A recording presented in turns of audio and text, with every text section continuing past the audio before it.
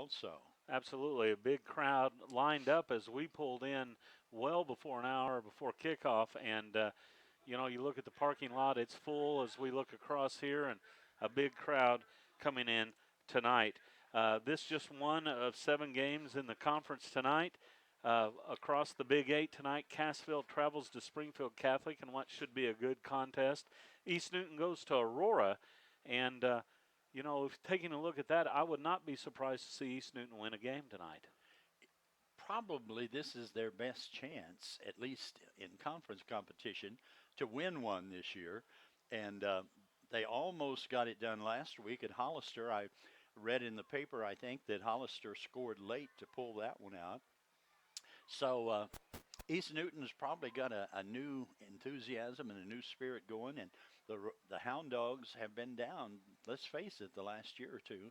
And so this should be a hard-fought contest, and I think there's a good chance that the Patriots may win this ball game. Lamar travels to Hollister. McDonald County goes to Rogersville in what should be a good game. Monett right here at Marshfield. Nevada goes to Mount Vernon. Seneca travels to Reed Springs, so some good contest here in week number 2. We're still about 25 minutes away from tonight's opening kickoff. We're going to slip away and hear from some of our outstanding sponsors. And when we return, Leonard and I will take a closer look at the Blue Jays and the Cubs here from Marshfield. Back after this timeout.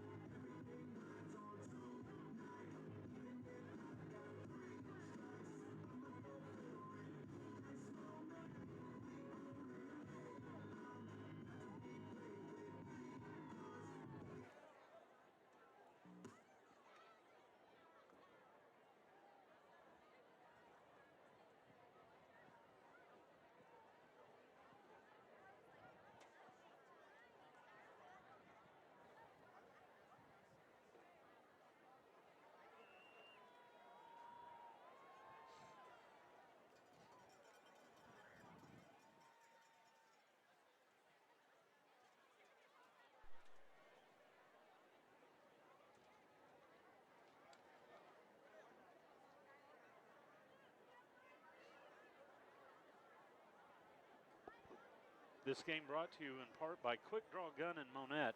With hundreds of new and used firearms in stock, Quick Draw Gun is just off Highway 60 in Monett at 601 South Kyler.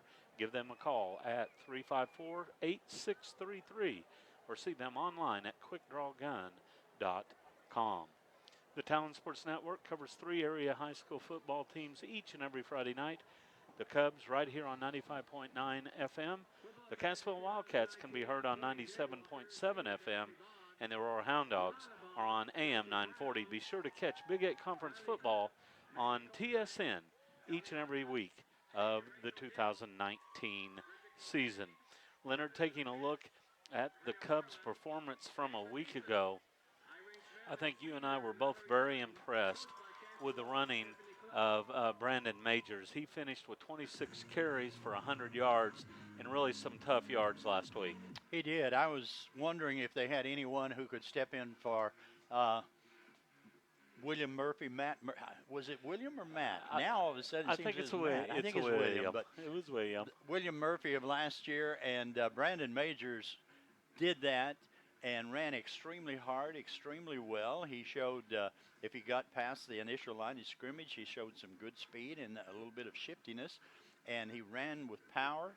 You have to also give that line, our offensive line, credit for giving him a crease to go through.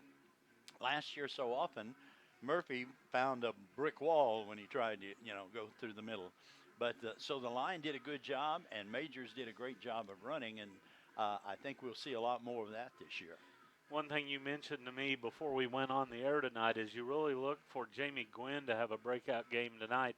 He finished with 39 yards last week on 8 carries. Not a bad average per carry, but he's the type of kid that if he can get some open grass in front of him, he can put together some big numbers. He has great speed and good shiftiness, and he's also tough. He'll run over people, too, at times. So he's a really fine back, as he proved last year, and I'm just expecting some really good things out of him here tonight. Crowd continues to file in here at Marshfield. It is blackout night here in Marshfield, and a lot, like you said, Leonard, this community is really energized with this football team. They had a great regular season a year ago. They won a district game. They beat Bolivar for the first time in over a decade. Mm-hmm. Those are all big check marks for a football program here. Traditionally, Marshfield has been a basketball school rather than a football school. So that newfound success last year has really enthused the community. And as you pointed out, we drove up here hour and a half before game time, and there was a long line of people waiting to get in. The gates were not open yet, but there was a long line of people waiting to get in. And I haven't looked recently, but their stands are almost full, and we're still quite a ways away from game time. So I'm impressed with their enthusiasm, and football has really caught their fancy here. Might describe it to people who haven't been here before. This is an unusual field in that it does not run east and west or north and south. It runs diagonally, I think, southeast to northwest or northwest to southeast. Right. It's a very attractive field. It is a grass field. It's not artificial turf. But I walked out on the field, and it's just like a carpet. It's in great shape. So I'm sure the players probably will enjoy landing on that more than landing on the artificial turf. So it's a very attractive field. There's a lot of bleachers on the home side, and they have some chair-back bleachers. A smaller section on the visitor side, but just a really attractive and adequate high school football stadium. And these Blue Jays led by a set of twins, the Espy brothers, Brennan, the quarterback, wide receiver Brooks. They also have a big running back, Talon Cannon Gator. I have to really work on that to make sure I'm ready here in the next 15 minutes. Too many syllables in that. Yeah, Cannon Gator is a junior running back, and he'll be joined in the backfield by Zach Capel. Those will be names that you'll hear throughout tonight's contest. Of course, Monett led by the quarterback, Carter Brink, who had a good ball game in week number 1, looking to build upon that. We've talked about the backs for the Cubs. We'll see if they offer a little bit more in the air here tonight. We're going to slip away, hear from more of our sponsors here in the pregame, and when we come back, we'll take a look at the complete set of starters for the Monett Cubs here tonight at Marshfield. Back after this timeout.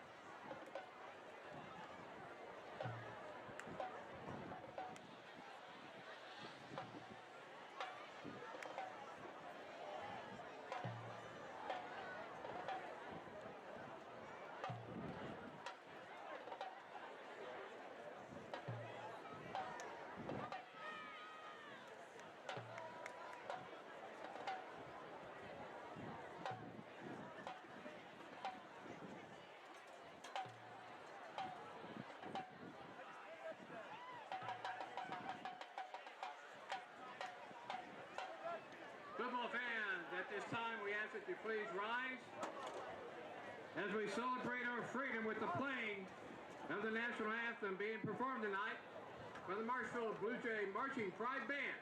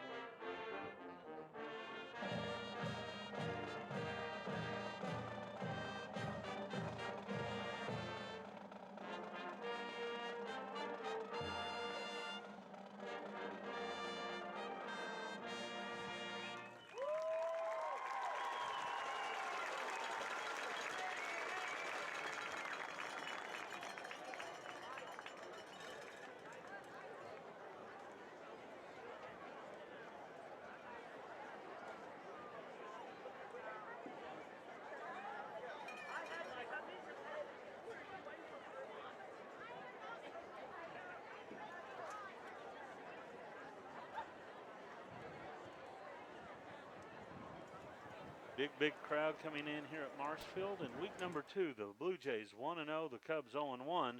Here's a look at tonight's starters for the Monett Cubs on offense. They're led by quarterback Carter Brink, the fullback Brandon Majors, who had 100 yards a week ago. The wings, Ethan Umfleet and Jamie Gwynn. The receivers, J.R. Cravassos and Dylan Lynch. And across the front, at left tackle, Harrison Merriman. At left guard, Riley Bradian. Center is Christine Selvey. The right guard was scheduled to be Chet Butterworth, but he may be a late scratch. We may be seeing Larry Gutierrez in there for him tonight. The right tackle, Wes Merriman. The kicker, Alex Salas. On defense for the Cubs, Wes Merriman at one defensive end. He's joined by Tanner Wright. The defensive tackles, Ray Vialta and Larry Gutierrez. The inside linebackers are Cole Davis and Junior Villa. The outside linebackers, Jamie Gwynn and Gunnar Bradley. The corners, J.R. Cravassos and Arnold Cravassos. The free safety, Ethan Umfleet. Umfleet also doubles as the punter for the Cubs. Crowd coming to their feet. I'm assuming that the Blue Jays will soon be entering the stadium, and as we look off to the, I guess we'll call it the northwest, they're entering from the northwest. We're just moments away from tonight's opening kickoff. We'll take this opportunity to slip away and hear from more of our outstanding sponsors, and we'll be back with tonight's opening kickoff after this timeout.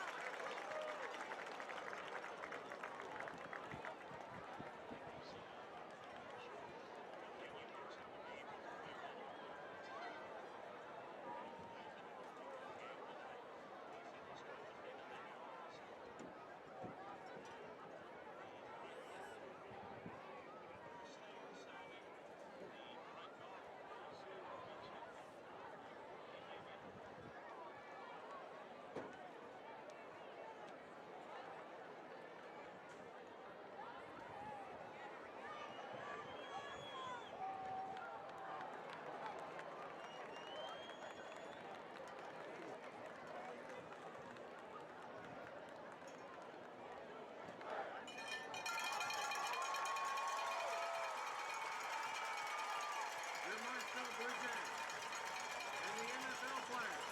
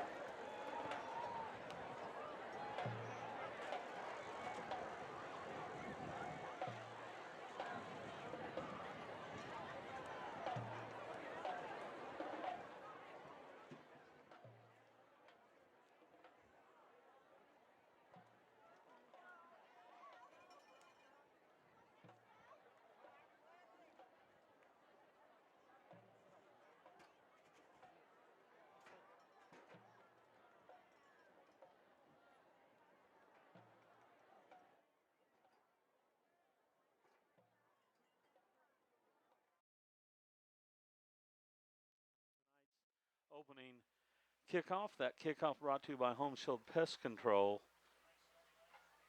tonight and throughout the 2019 season.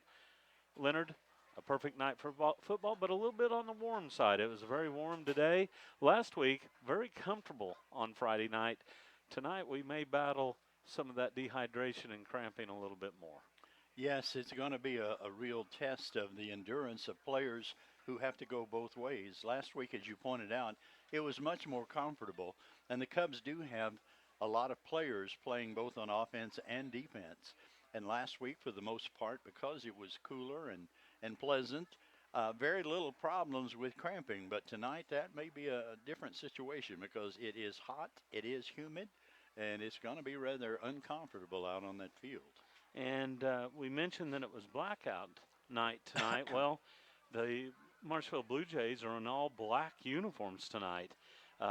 trimmed in blue, dark blue numbers, and kind of a white trim. The Cubs are in their traveling white jerseys and gold pants trimmed in purple. The more traditional M on the side of the helmet this year for the Cubs. And, we were joking with the Marshfield superintendent about the selection of black uniforms tonight in hot weather. But, I'm sure they're prepared for it as much as possible. But like we said, it's a beautiful facility. Large stands here on the home side. A decent sized contingency coming up from Monett. Hopefully there'll be more. They're still fans coming in. in. I think they didn't know how to get here for sure, kind of like we did. Yeah. We kind of drove around Marshfield before we found it. But the Cub fans are still filtering in, and I bet before the night's over, I bet we'll have a pretty good representation. There is a breeze here tonight that will be helpful to the players. It also will affect the passing and kicking game a little bit. The flag is standing out pretty straight, so I'd say it's probably 10-mile-an-hour breeze or so. And that can have an effect on a punt or kickoff or a forward pass. And we did not talk about it last week, really, and we haven't talked about it tonight, but there was a kick last week. The Cubs missed a field goal by about a yard or two. Kicking into the wind. Yes. And it was just enough of a breeze that it held that kick up ever so slightly and may have made a difference. And 3 points in a one-point contest is a big deal. So when those type of things play into a game, whether it be punting or kickoffs, and field position is a big deal when you have two evenly matched teams. Right. Both teams punted well last week, whether with the wind or into the wind. And but that definitely on punts and like the kick there for the field goal, as you pointed out, we talked about it at the time. The wind was probably just enough to keep it from going over the bar because the aim was true, it was straight, but it looked like it dropped about 2 or 3 feet before it crossed the crossbar. And that made the difference in that one. Just a reminder that tonight's first quarter brought to you by Crown Double K Realty. When you want to buy or sell a home in the Monett area, rely on someone you've known and trusted for years. Call Whitey Metlock at Crown Double K Realty, just west of Taco Bell on Highway 60 and Kyler. The upcoming kickoff will be sponsored by Home Shield Pest Control. With over 20 years of industry experience, Home Shield Pest Control can tackle any unwanted insect or pest with an affordable, safe, and an effective method. Call Daniel Vineyard today at 772-4177. I'd like to mention that throughout the season, the Talon Sports Network is honored to offer special giveaways to our faithful listeners, and that will be the case here tonight. So be sure you're listening throughout tonight's game, as we will have a very good giveaway here tonight. Leonard, the captains are on the field as they're talking it over here in the pregame. And Benji, I'm already having trouble reading our numbers, especially with the sun sort of glance off of it as they are. And those white jerseys and the light yellow numbers, it's hard to read them, and I'm not sure who the captains are from Monett. Yeah, it is very difficult to see. If you look at the far sideline, I can't read a number over there clearly and distinctly. Can you? No, it's pretty tough. We'll have to talk to Coach Yule about that, the selection of uniform colors. I complained to his wife at the jamboree that they got some new jerseys and the numbers are too close together and they're hard to read. I said, I don't like those jerseys because to me, if I can read them good, they're good jerseys. If I can't, they're bad. Well, knowing his wife as you do, she should be getting on that anytime soon. So we know to go straight to the source, right? Right. Carter Brink is one of the captains, I can tell for sure. But, and of course, they're standing behind the Marshfield players. We can't really see Brendan their Majors numbers. is out there as well. He's standing right at the 50. Okay. The coin toss in the air. And the official's talking it over with Carter Brink now. So we'll see what we do. It looks like the Cubs may have won the toss. We'll see if that's the case. The Cubs moving to our left. They won, yeah. They won, they'll receive. And the Blue Jays will kick off going right to left. I can't say south to north, really, because this field, as you said, very unique, that it's kind of canny-wampus to the world. Southeast to northwest, I think. So Marshfield's choosing to take the wind in the second quarter rather than the first quarter. Cubs choosing to take the football. In past years, normally if they won the toss, they would elect to defer. and get the ball at the beginning of the second half. But last week we noticed against Mount Vernon that the Cubs took the football first, and I think that's Coach Ewell showing confidence in his offense that he wants to handle the ball. Usually, if your offensive players are a little shaky, you don't want to handle the ball at the beginning of the game Right. because they're likely to fumble and turn it over and so on. But tonight the Cubs will have it first here from Marshfield. We're glad to have you along. I'm checking temperature as we approach tonight's kickoff. We'll see here 87 degrees. So very warm tonight here at kickoff. 12 minutes placed on the clock. Cubs out on the field in their traveling gold pants and white jerseys with gold numerals. The Blue Jays in all black tonight with blue numerals. White helmets, however, with a Blue Jay on the side. Benji might point out to the people back in Monett, we saw a couple familiar faces here tonight. I saw Coach Matt Holt down on the field, who was a coach at Monett about 3 years ago, and we saw Superintendent David Stewart here in the booth, who welcomed us, and he was the principal at Monett about 3 years ago. Kickoff in the air. We are underway down to the 27-yard line, but a stop in play here. I look for a flag. I don't see one right now. But this one coming back, and we'll do it all over again. Gunnar Bradley just caught the ball and stood there. I thought, did he call for a fair catch? Yeah. But he didn't. We couldn't hear the whistle blow, but the whistles blew. Well, they're going to tee it up again. There was not a penalty, so they'll tee it up at the 40. Cubs with a pair of returners standing at the 5-yard line. And up men at about the 20, one of those Gunnar Bradley. Kick in the air, angled towards Bradley again towards the sideline, and it goes out of bounds at the 25. So the penalty will set the Cubs up in good field position as they'll take over 1st and 10 at the 35. Yes, 35 is excellent field position to start this initial drive. Marshfield's defense out on the field. Here come the Cubs on offense. The quarterback, Carter Brink. Fullback, Brandon Majors. He was the featured back a week ago, so we'll see if he'll follow that up with another solid performance here tonight. Ball placed down between the hash marks at the 35. Well, now it is. And we are ready for action here. Cubs come out with Majors as the fullback, the two wings, Umfleet and Gwynn. Here comes Brink, keeping it himself, able to get out to about the 38-yard line for a gain of 3 yards. Marshfield lined up in a 3-man front with basically 5 linebackers across the line. We'll see if they stay in that. A gain of 3 out to the 38. Good run by Carter. A safe play to start the game. Just underway here at Marshfield. Brink will work under center. Takes the snap. He'll run the option, pitches it to Umfleet. Umfleet spins at the 38, breaks a tackle, and is able to dive out near the 43-yard line for a gain of 5. Good run by Ethan there. Tackle finally made, I believe, by number 90. No, they don't have a number 90. It's hard to read their numbers on the far side of the field, too. Well, they do, too. That looks like a 90 to me right there in front of us, Leonard. So I don't see a 90 on the program, though. Yeah.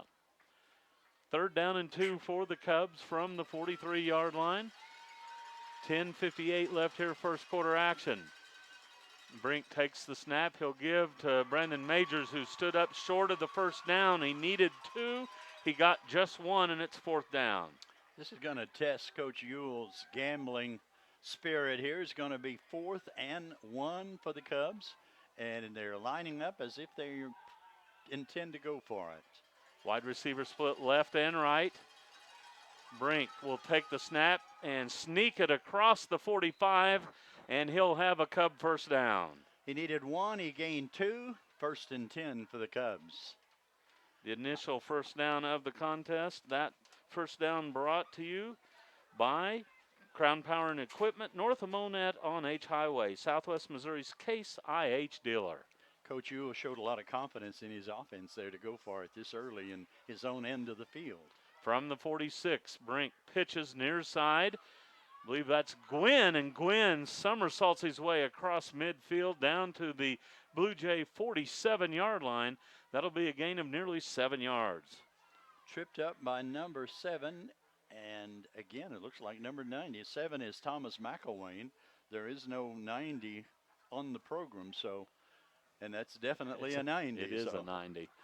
No doubt We'll about just it. say by number 90. We can't give a name because we don't have a name for it. And of course, he's a middle linebacker, so he'll be He's in going to about be in 15 a lot of tackles. plays, yes. Second down and 3 for Monett. Brink running the option, pitches to Umfleet, cuts it up, breaks one tackle, but doesn't break the second, and he'll be thrown for a loss of a yard. Good coverage there by the Blue Jays. And again, number 90 in on the play.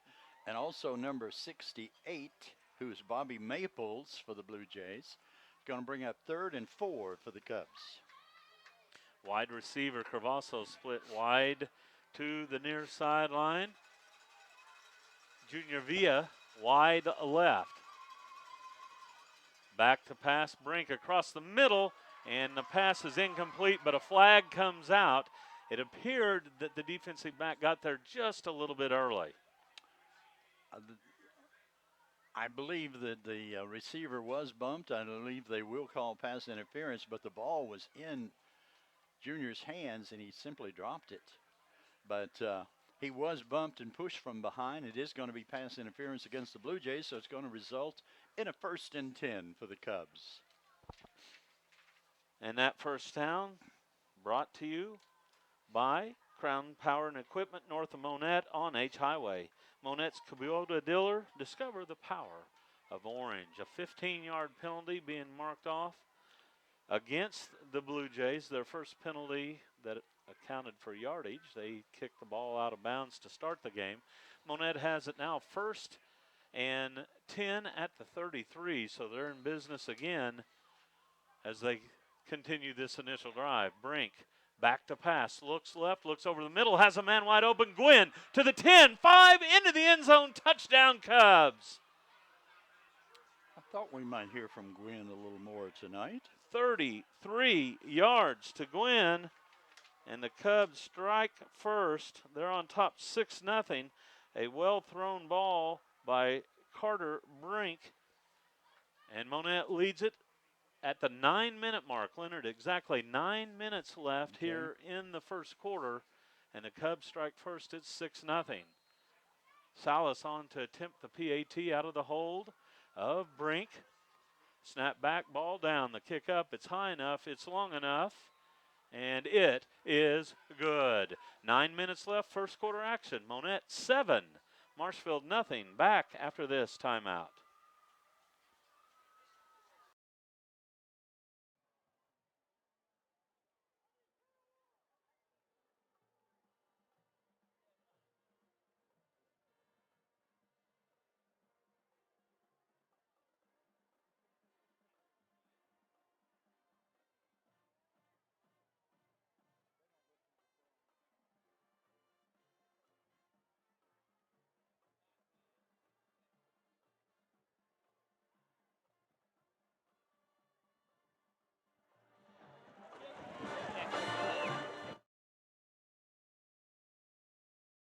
If you need an extra point or two from a trusted lawyer, call Randall, Mastery, and Randall at 235-8688, serving the Lawrence, Berry, and Stone County regions. The extra point brought to you by Monett Glass and Mirror. If your kitchen window looks like it's been hit by a middle linebacker or your windshield was just cracked by an errant pass, call Monett Glass and Mirror, where if it shatters, it matters. The upcoming kickoff brought to you by Home Shield Pest Control. With over 20 years of industry experience, Home Shield can tackle any unwanted insect or pest with an affordable, safe, and effective method. So the Cubs strike first. A beautiful drive to start this game. Kickoff is in the air, end over end kick that comes down to the 8-yard line. Return to the 15, 20, 25. Lots of running room to the 40, and finally pushed out of bounds near midfield, so the Blue Jays come right back. Number 23, the kicker, Alex Salas, had to make the touchdown-saving tackle there, and he did a good job of doing just that. But Cubs coverage left a big hole on the right-hand side, and the Marshfield receiver just ran up through it without any problems. There is a yellow hanky on the field, though. So it was a good return by McIlwain. It was, and a really good tackle by Alex Salas. Well, it's a personal foul against Marshfield. It's a face mask. So one of the blockers reached out and got a face mask, I guess. The penalty flag is at the 36-yard line, and they're going to mark it off from the 36. That's going to be 15 yards against Marshfield. So instead of having it at the 48, they'll start this drive at the 21. Quite a difference in field position there for the Blue Jays. Yeah, big penalty, 15-yarder, but it actually equates to 27 yards that were lost on that penalty. So here come the Blue Jays on 1st and 10. Their quarterback, Espy, out of the shotgun, takes the snap, throws the ball near side, overshoots his intended receiver. That was McIlwain, and the incompletion will bring up 2nd and 10. Gunnar Bradley was there on the defense, but the ball was actually thrown over Bradley, but it was also over the receiver. The receiver was just able to get one hand on it a little bit and not able to bring it in. Look who's out here playing in the corner, Trayvon Price. Yes, I noticed that. I was watching him particularly on that play. Out of the shotgun, empty backfield, movement up front, and I believe the Cubs may have jumped early here. Yes. And this will cost Monett 5 yards offside against the defense, and that'll bring up 2nd down and 5. I believe that was Wes Merriman who was a little bit too eager on that one and listening to the quarterback. You tell those defensive linemen, don't listen to the quarterback. Watch the football and pay attention to nothing else, but it's human nature to listen to that. And that's a kid who had a big game last week. Yes, he did. He wants to add on some tackles here tonight. 2nd down and 5. Espy back to pass. Now he'll run the quarterback draw. Breaks one tackle, but then is tripped up short of the 30. It'll bring up 3rd down and 2 for the Blue Jays. A couple of Cubs, Wes Merriman and number 17, Tanner Wright, got a hand on him and tripped him up. It's going to bring up 3rd and 2 for the Blue Jays. Looks like the Blue Jays will feature a lot of empty backfield here tonight. Multiple receivers. Now they'll come out, and one appears to be an I formation. Espy will work under center. Working on a long count here. And now he's going to call a timeout. He looked like he was trying to draw the Cubs offside, and they weren't going to be fooled by that again. Well, a couple of the linemen did flinch when one of their backs moved in motion a little bit, but they just flinched. They didn't penetrate the line of scrimmage, so no penalty. But, yeah, it did look like they were hoping to draw the Cubs off. Just a reminder that tonight's first quarter brought to you by Crown Double K Realty. When you want to buy or sell a home in the Monett area, rely on someone you've known and trusted for many years. Call Whitey Matlock at Crown Double K Realty, just west of Taco Bell on Highway 60 and Kyler. Good atmosphere for football up here at Marshfield. A big crowd and band playing in the end zone here during the timeout, and appears to be a lot of school pride and a lot of school spirit. You love to see that. That's one of the best things that come out with these type of events. Community pride in their high school football team is something to behold. 3rd down and 2 from the 29. Blue Jays come out with an offset I. Here's the tailback up the middle who is swarmed under, and he will be short of the 1st down. I don't think he made it back to the line of scrimmage. The whole middle of the Cubs line was in on that play. There was no place whatsoever for the back to go, and it's going to bring up 4th and 2, a loss of about 6 inches on the play. 4th and 2 for the Blue Jays, and they're lining up in punt formation. That was Cannon Gator that was stood up there. 4th down and a long 2. Punt unit in as McIlwain will be kicking it away, standing at his own 14-yard line. Line of scrimmage, the 29. A low snap, but the kick away. And it is fielded and fumbled and then recovered by the Cubs at their own 48-yard line. Number 19, J.R. Cavazos, receiving that punt. He was running forward as he attempted to receive it, and he did fumble it, but it took a good bounce and came back to him so that he could recover it. That could have been a big play for the Blue Jays if they could have recovered that ball in Cub territory. But the Cubs are going to put it in play, 1st and 10 from their own 48. Cubs on top 7-0 here early. 7:13 left, first quarter action. Brink will work under center. Umfleet in motion. Here is a reverse near side, a counter play to Gwynn with running room. He's to the Blue Jay 40 down to near the 36-yard line, and that'll be a Cub first down. Number 28, number 7. 28 is Matthew Burdett. Number 7 is, number 28 is Jeremy Graham, and number 7 is Thomas McIlwain. Almost popped into the open. If it had been, he would have been gone. But good gain as it turns out. 1st and 10 for the Cubs. Gain of 16 gave the Cubs their 4th first down of the game. Price wide left. Umfleet in motion. Looks like a pass for Price. He's wide open, but the ball is overthrown at the 10-yard line, and it falls incomplete. You're exactly right. He was wide open, outside of, and a little bit behind the defender. If the pass had been on the money, it definitely would have been a touchdown for the Cubs. But Carter just overestimated a little bit and overthrew him. Brings up 2nd down and 10 from the Blue Jay 36-yard line. The incompletion stops the clock at 6:44 left in the first quarter. Right wide to the left. Here is an option play. Brink, as he turns it up inside the 35 down to about the 32-yard line. That'll be a gain of nearly 4 yards. Number 70 for the Blue Jays. McGuire Wilson on the stop.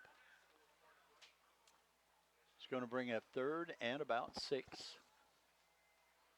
Play being shuttled in from the sideline. Arnold Cavazos back into the lineup. Junior Villa comes in as well. 3rd down and 6.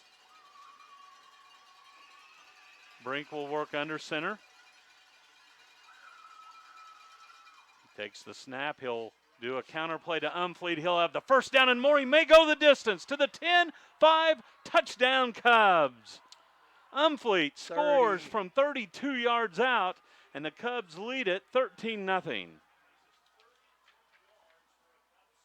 32 yards on that touchdown from Umfleet, and he went in untouched. Cubs lead it 13-0 with 5:58 left here in the first quarter. Salas on to attempt the PAT. Snap back, ball down, the kick up. It's high enough, it's long enough, and it is no good. The PAT sailed wide to the right, and the score remains Monett 13, Marshfield nothing. We'll be back with more first quarter action after this timeout.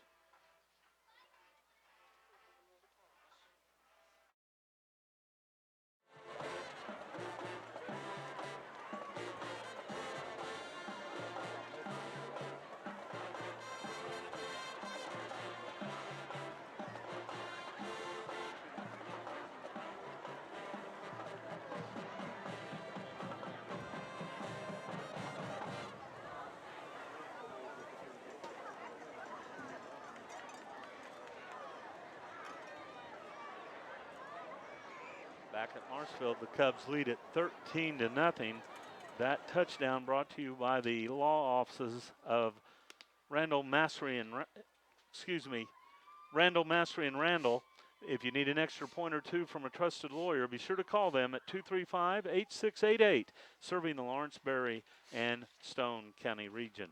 The extra point brought to you by Monett Glass and Mirror, and the upcoming kickoff brought to you by Home Shield Pest Control. Be sure to call Daniel Vineyard today at 772-4177. Impressive drives for the Cubs as they lead it by 13. Salas to kick it away. The kickoff is a squib kick this time, right up the middle, fielded at the 32. Hard return right up the middle out to about the 42, and that's where the Blue Jays will start 1st and 10. I'm trying to get that number up for the Cubs. There's either 23 or 21. Is either no, Alex wasn't there. It was Corbin McCulley, I think, on the stop I think for you're the right. Cubs, because Alex would have been back further since he kicked the ball. A mandatory timeout on the field right now. We'll just keep it right here and remind you that anytime the Cubs enter the red zone, it will be sponsored by JMB Trucking Company at Cassville. When you need to deliver results, call JMB Trucking at 847-1307. And the Cubs have entered the red zone, but they've actually just went through the red zone on both their plays as they've scored from outside the 30 both times, Leonard. And their offense right now seems to be clicking. They haven't parked in the red zone. They have not. Again, we apologize to our listeners for not being able to read the numbers, but when Monett's players are on the far side of the field, their numbers just kind of blend together, and it's hard for us to tell. So we need to run more plays to this side. Right. 1st and 10 for the Blue Jays. Espy back to pass, throws short. The pass intended for the wide receiver, Richard, but it falls incomplete and brings up 2nd and 10. Trevon Price was there on the defense. He had good position behind the receiver. The pass could have been completed for a short gain, but wasn't quite on the money. No reception, so it's going to bring up 2nd and 10 for the Blue Jays. Keep in mind that this is an offense that a week ago they scored 31 points on the road at McDonald County, still looking for their first down of the game. Espy out of the shotgun, gives on a dive play to his tailback, who swarmed under at the line of scrimmage. Little or no gain for the Blue Jays. Gunnar Bradley and Cole Davis on the stop. Wesley Merriman got just a little bit of that runner to slow him down, and then those two made the tackle. So Zach Capel, the running back that time, stood up at the line of scrimmage. It'll bring up 3rd down and 10. Blue Jays come out with wide receivers split to both sides. 4 receivers to the right, 1 to the near sideline. Espy out of a empty backfield, back to pass, looks left, throws deep left side. This one hanging up and is caught. And then, okay, that's an unusual play. The wide receiver actually went out of bounds, Leonard, before he caught the ball, and then was the first to come back in and touch it. There was a flag thrown that I believe is defensive pass interference. let's wait and see. I'm not sure what I saw there. I know what I saw. The wide receiver ran out of bounds, came back in. There was interference. He became the first person to touch the ball upon his return back into the field of play. I believe the official did not see him run out of bounds, but he did catch the defensive pass interference. They'll probably decline the pass interference, and then it will be a big play for the Blue Jays. And then he collided with the defender, but the defender had his back to the ball, and it was just a strange play. But I think they're going to take the result of the play, which was a completion as it turned out, and it's going to be 1st and 10 for the Blue Jays at the Cubs' 15-yard line. And through all that, a 43-yard gain. Okay, I'm telling you right now, you can't run out of bounds and then come back. in. You're right. And You're be right. the first to touch it. Unless the rules have changed. I didn't see that he'd gone out, but if that was the case, you got to trust me on this. You got to trust me. I do trust you. First, as I said, I wasn't sure what I saw on that play. From the 15-yard line, that was a gain of 43, as the penalty was declined. And the play stands from the 15. Here's Espy running a power sweep near side. Dives inside the 10. We'll see where they mark him out here. Boy, he gets a great spot all the way down to the 8-yard line, Leonard. It looked like he actually went out of bounds at about the 10, but they're going to give him a gain of 7. Cole Davis on the stop there for the Cubs, and Cole is walking back a little bit gingerly as he goes back to his linebacker position. I think he's probably all right, but he's just a little bit of a limp as he walks back.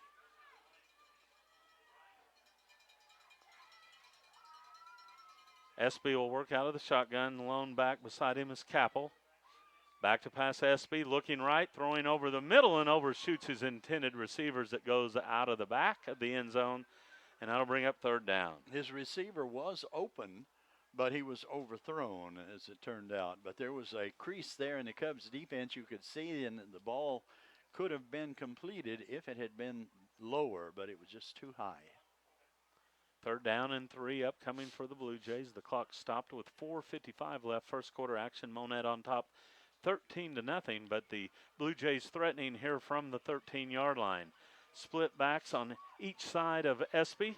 Takes the snap. He's back to pass. Scrambles right. Throws right. It's in the end zone. Touchdown Blue Jays. Number 7 looks like for the Blue Jays. It was an 8-yard touchdown by McElwain. It was good coverage up until the very end, but McElwain actually outfought the defensive back to come back to get that. I thought it might be intercepted. In fact, the defensive back was there, but McElwain did a good job of just outfighting him for the ball. The PAT on its way. It's high enough, it's long enough. Tipped as it was kicked, and it goes wide to the right. So the score remains Monett 13 and Marshfield 6. We'll be back after this timeout.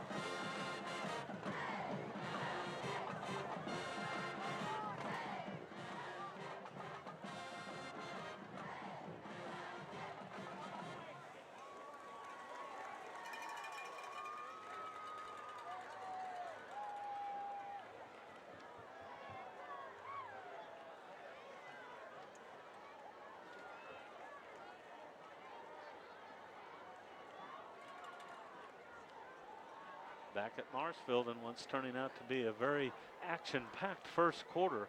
Monett leads 13-6. Marshfield to kick it away to the Cubs. A high but short end-over-end kick fielded by Bradley at the 18 to the 20 to the 25. Out to the 30 with running room 35, 40, still on his feet. And finally tripped up near the 42-yard line. So a nice return there. And the Cubs are in business near midfield.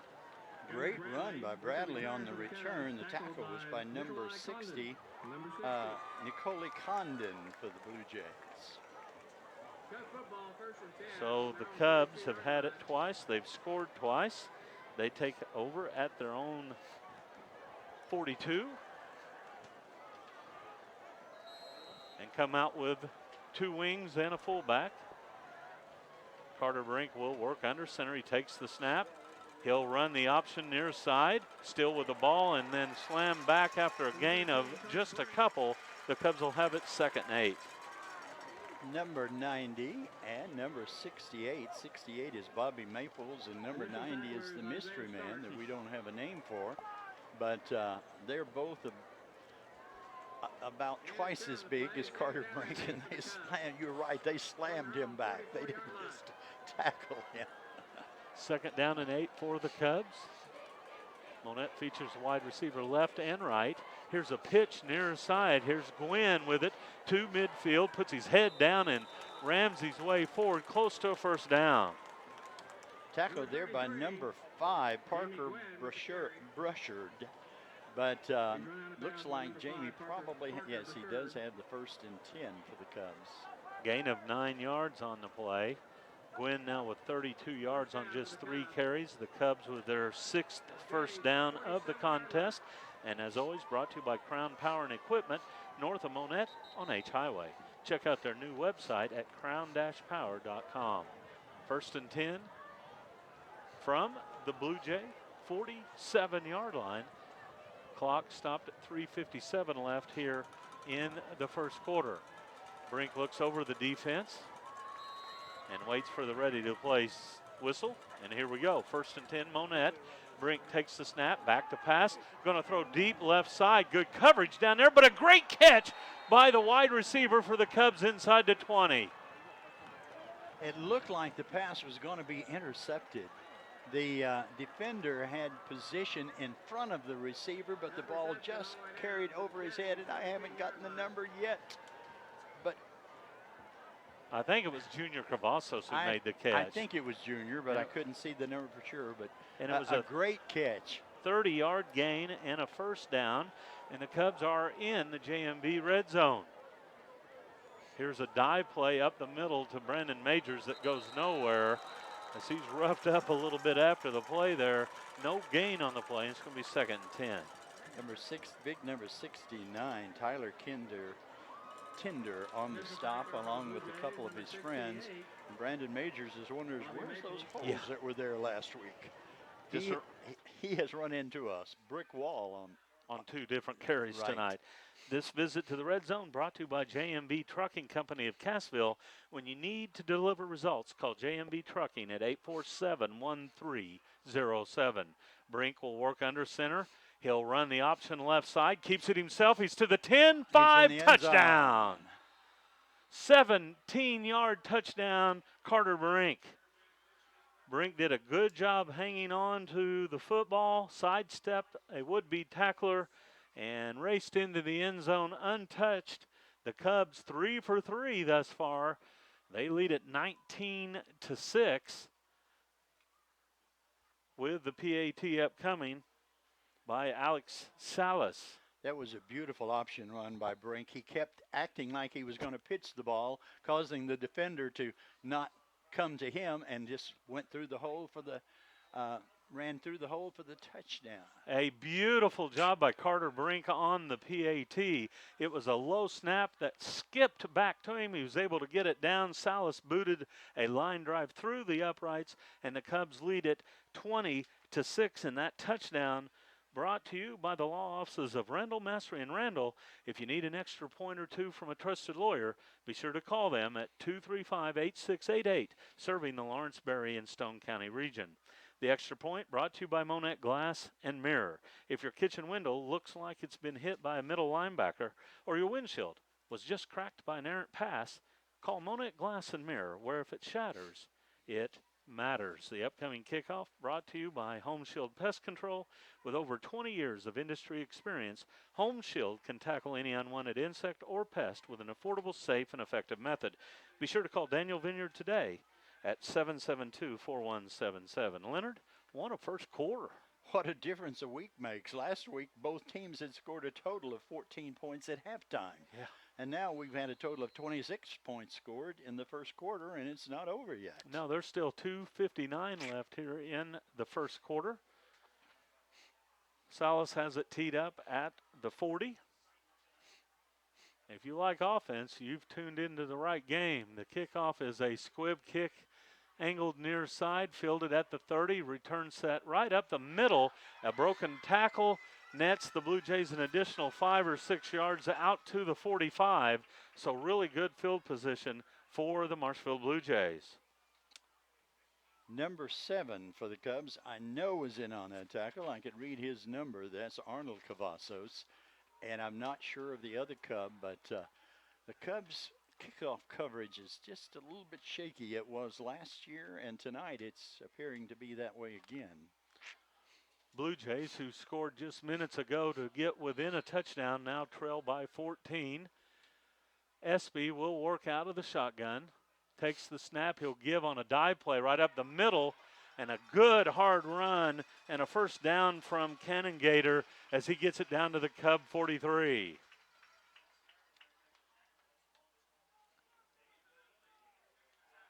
Ethan Umfleet on the tackle for the Cubs, but a big gain for the Blue Jays. Sets them up in Cub territory, 1st and 10 from the Cubs' 43. 2 wide receivers to the right side, 1 to the near sideline. Offset eye in the backfield. Here's a dive play right up the middle to Capel. Capel is stood up after a gain of a couple, and it's going to be 2nd down and 8. Cole Davis, Junior Villa, and Wes Merriman all in on the stop there. 2nd and 8. Capel with a couple yards on 2 carries. Ball resting at the Monett Cub 41-yard line as we approach the 2-minute mark of the first quarter. 2 receivers to the right, 1 to the near sideline. Again, offset eye in the backfield beside the quarterback, SB, who takes the snap. He'll give on a dive play. Right up the middle it goes, and a good open field tackle. The ball comes out, but I believe the Blue Jays recovered it after a gain of just 2. Gunnar Bradley made the trip up, the tackle on that, and you're right, the ball did come out, but I think it was with contact with the ground that caused it. So and the Cubs did recover it, I believe, but Marshfield maintains possession because the fumble was caused by the ground. 3rd down, we'll call it a long 6 as the Blue Jays need to get down to the Cub 33. Espy out of the shotgun, back to pass, looks downfield, throws over the middle, nice catch, and then it's broken up. It's going to be an incompletion, but there is a flag thrown at the 25. It was not on the receiver, right. A flag thrown away from the throw, so we'll see what it is. If the play stands, it's an incompletion. Ethan Umfleet made the good hit that jarred the ball from the receiver's hand, making it an incomplete pass, but we'll have to check out the penalty. Officials talking it over. It's an incomplete pass. It's a personal foul on the Cubs.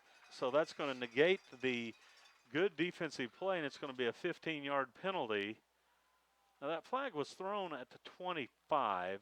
I don't think it'll be a spot infraction. I think they'll go to the line of scrimmage and mark off 15. Nevertheless, it's going to be a 1st down Blue Jays. So they'll mark it off from the line of scrimmage, a 15-yard penalty, and the Blue Jays will have it inside the Cub 25.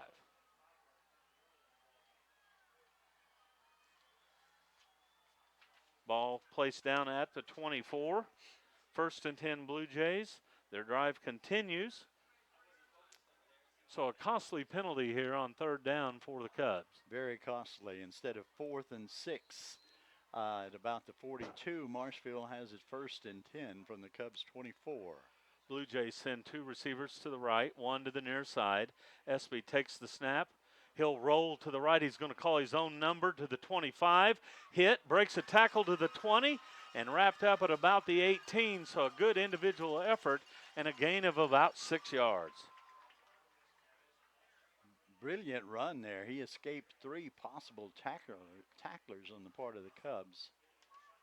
I believe that was Junior Cavazos that made the tackle, but again, I cannot swear because I cannot see the numbers that clearly. Gain of 5 on the play. 2nd down and 5. Looked like he ran about 20 yards to gain those 5. 2nd down from the 19-yard line.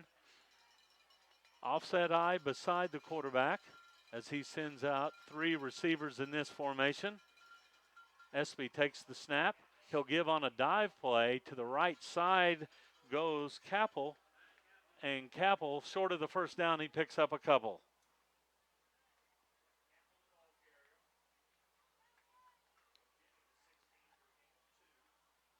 Gain of 2 on the play. 3rd down, we'll call it 3rd and, well, a short 3. And that will take us to the end of the first quarter. Our score after the first 12 minutes, Monett 20, Marshfield 6. Back after this timeout.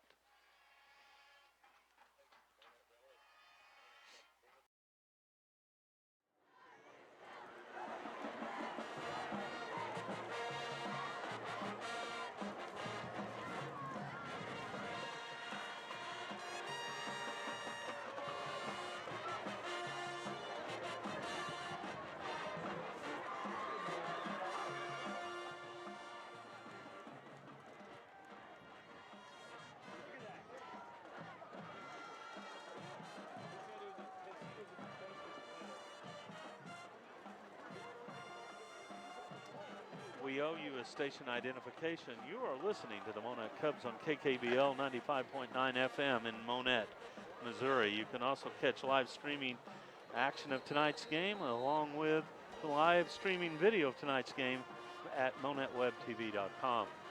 3rd down and 3 upcoming here for the Blue Jays.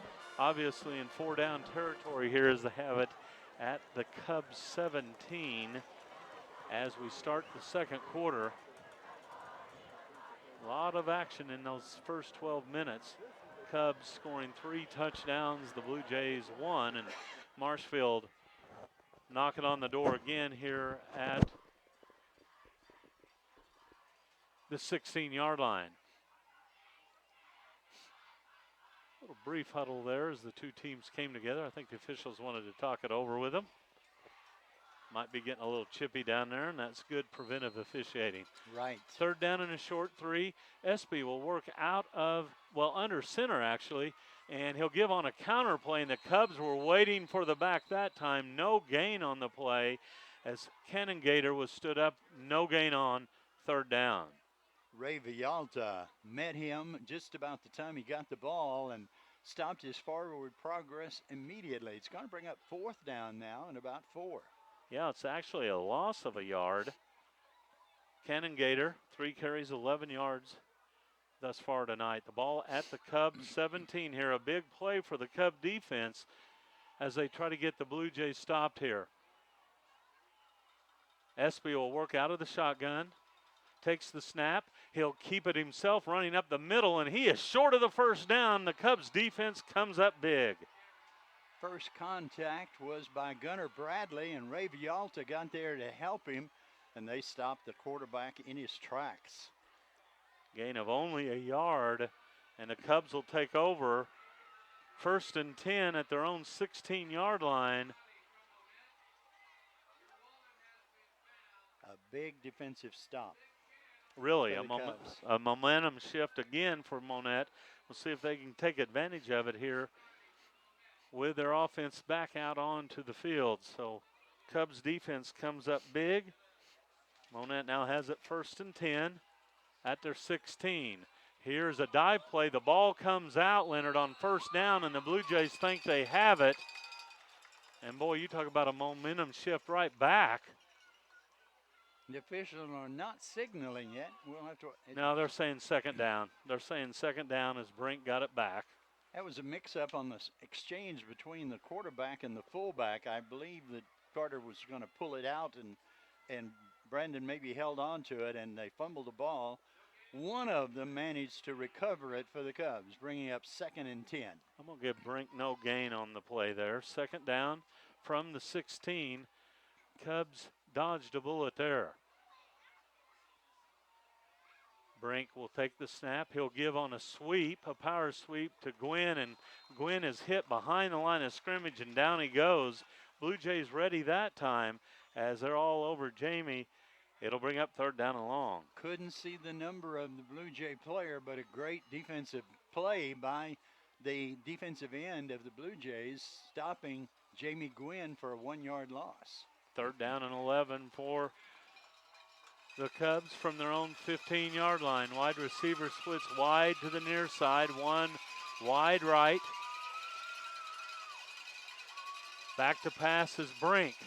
With time, throws over the middle. It's caught for a 1st down and more. Out to the 40, to midfield, down the near sideline, to the 30, 20, 10, 5, touchdown. Umfleet, I believe, isn't it? Umfleet takes it 85 yards for the touchdown.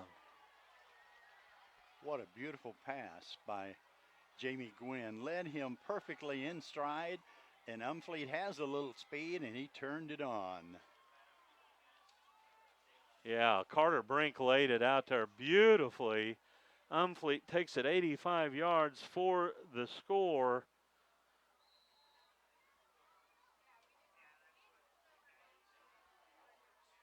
Salas on to attempt the PAT. The kick on its way. It's high enough. It is long enough, but it is no good as he misses it once again to the right side. We're going to head and keep it right here. 10:08 left here, second quarter action. Monett 26, Marshfield 6. Carter Brink now 3 of 4 passing with 2 touchdowns as he hit Gwynn earlier. Now Umfleet from 85 yards and the score. Boy, it's been a game of big plays. Junior Cavazos, 30-yard reception. Gwynn, a 33-yard reception. Umfleet, 85-yard reception. And the Cubs are cashing in here by a tune of 26-6. And really the only chink in their offensive armor has been the PATs as they've missed a couple. Last week, Salas was just automatic, and all of a sudden there's having problems tonight with the PAT. Boy, what a perfect throw there by Brink, because he had time, so credit the offensive line, and he put the ball right on the money. He had to, because Umfleet was closely guarded, and he wasn't all alone out there, but it's just a perfect pass. Kickoff down to the 15, out to the 20, 25, 30. Running room, Espy to the 40, still on his feet to midfield, and finally run out of bounds. And once again, the Blue Jays will start in great field position. Benji, the kickoff team is a chance to get kids in the game that don't ordinarily play, but it's also kids that don't ordinarily play. And we don't have our best athletes out there on the kickoff coverage team, and it showed there again. Yeah, the Blue Jays will take over at the Cub 47, and they'll come out with 4 wide receivers, 1 to the left, 3 to the right side. Espy takes the snap, back to pass, rolls right, throws right, pass incomplete, but we're going to see a defensive pass interference as the Cub defender got there just a little bit too early. Jamie Gwynn did a terrific job of covering the receiver, but he did it too early. He actually did make contact before the ball got there. Good call by the officials. It's going to be pass interference on the Cubs. And that'll be a 15-yard penalty. And just like that, the Blue Jays will be inside the 40. They'll be down to about the 32-yard line. So they're knocking on the door already here. Yes, they are. Actually, they'll put it down. Well, I guess we will call 32-yard line. And here come the Blue Jays as they break huddle. 3 receivers near side, 1 to the left. Brandon Espy out of the shotgun. Brennan takes the snap. Low snap. He hands it off to his tailback. Good hard run there for the Blue Jays, and net of gain of 5 or 6 yards. Kanan Gator with a good hard run inside the 30-yard line. A really good tackle there for the Cubs, and again, I could not see the number. I just don't know for sure. Gain of 5, second down and 5 for the Blue Jays. It may have been Cole Davis, the linebacker, but I could not tell for sure. One thing about where we are, Leonard, a beautiful press box, but we're a little bit further from the field, so it does get a little tougher to see. We are far away, and the Cubs, there's not enough contrast in their numbers. Out of the shotgun. Back to pass Espy, throwing down the middle, has a man open, but overshoots his intended receiver. That was McIlwain dives in the end zone, but comes up short. I believe that it was Jamie Gwynn on the defense. I think you're right. It was. Yeah. He turned where I could see his number. But that pass could have been completed. If it had been on the money, it would have been a touchdown. 3rd down and 5. Clock stopped with 9:09 left here in the second quarter. Espy straight back. Now flush from the pocket. He'll roll left, and he has running room. A first down as he steps out of bounds untouched. Needed 5, picked up about 7 or 8. I was just going to say before that play began, Espy is having a lot of time to throw the football. Cubs are having trouble getting pressure on him. That time they got through the middle to put pressure on him. He simply ran around the end and there was nobody there. Gain of 10 and a first down for Marshfield as they'll have it down at the 17-yard line. 1st and 10 Blue Jays as they're inside the 20. Split backs beside the quarterback. Espy takes the snap, gives to Cannongator running left, and he's pushed out of bounds after a short gain. Gain of maybe 3 or 4 yards. That'll bring up second down. Trying to get the number of the Cub that pushed him out of bounds. Whoever it is, he's coming up holding his shoulder a little bit like it's, I believe that it's Cole Davis, pretty sure. Gain of 4, second down and 6. Ball at the 13-yard line, just inside the 14. As we move along here in the second quarter, 8:57 left here in quarter number 2. Monett on top 20, and a reminder that second quarter action is brought to you by Cox Health Monett. Dive play right up the middle for the Blue Jays. Good hard run will net 3 or 4 yards.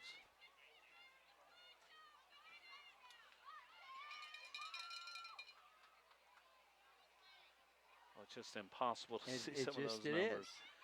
Capel picks up about 4 yards on the play. Third down and 2 from the 10-yard line. Third down and a long 2. Espy will run it right side, and he stood up behind the line of scrimmage, knocked down, so the Blue Jays will face fourth down. Ray Vialta, one of that group for sure. I could see his number. Tough defensive play by the Cubs to prevent any gain there. It's going to be 4th and 2 for the Blue Jays. The ball at the 10-yard line. Fourth down and a long 2. The Blue Jays will go for it. Espy will work out of the shotgun. Takes the snap. He'll roll to the right. Has time. Throws to the right. Has his receiver, Cannongator, as he's able to get inside the 5 for the first down. Almost a touchdown on the play, but not quite.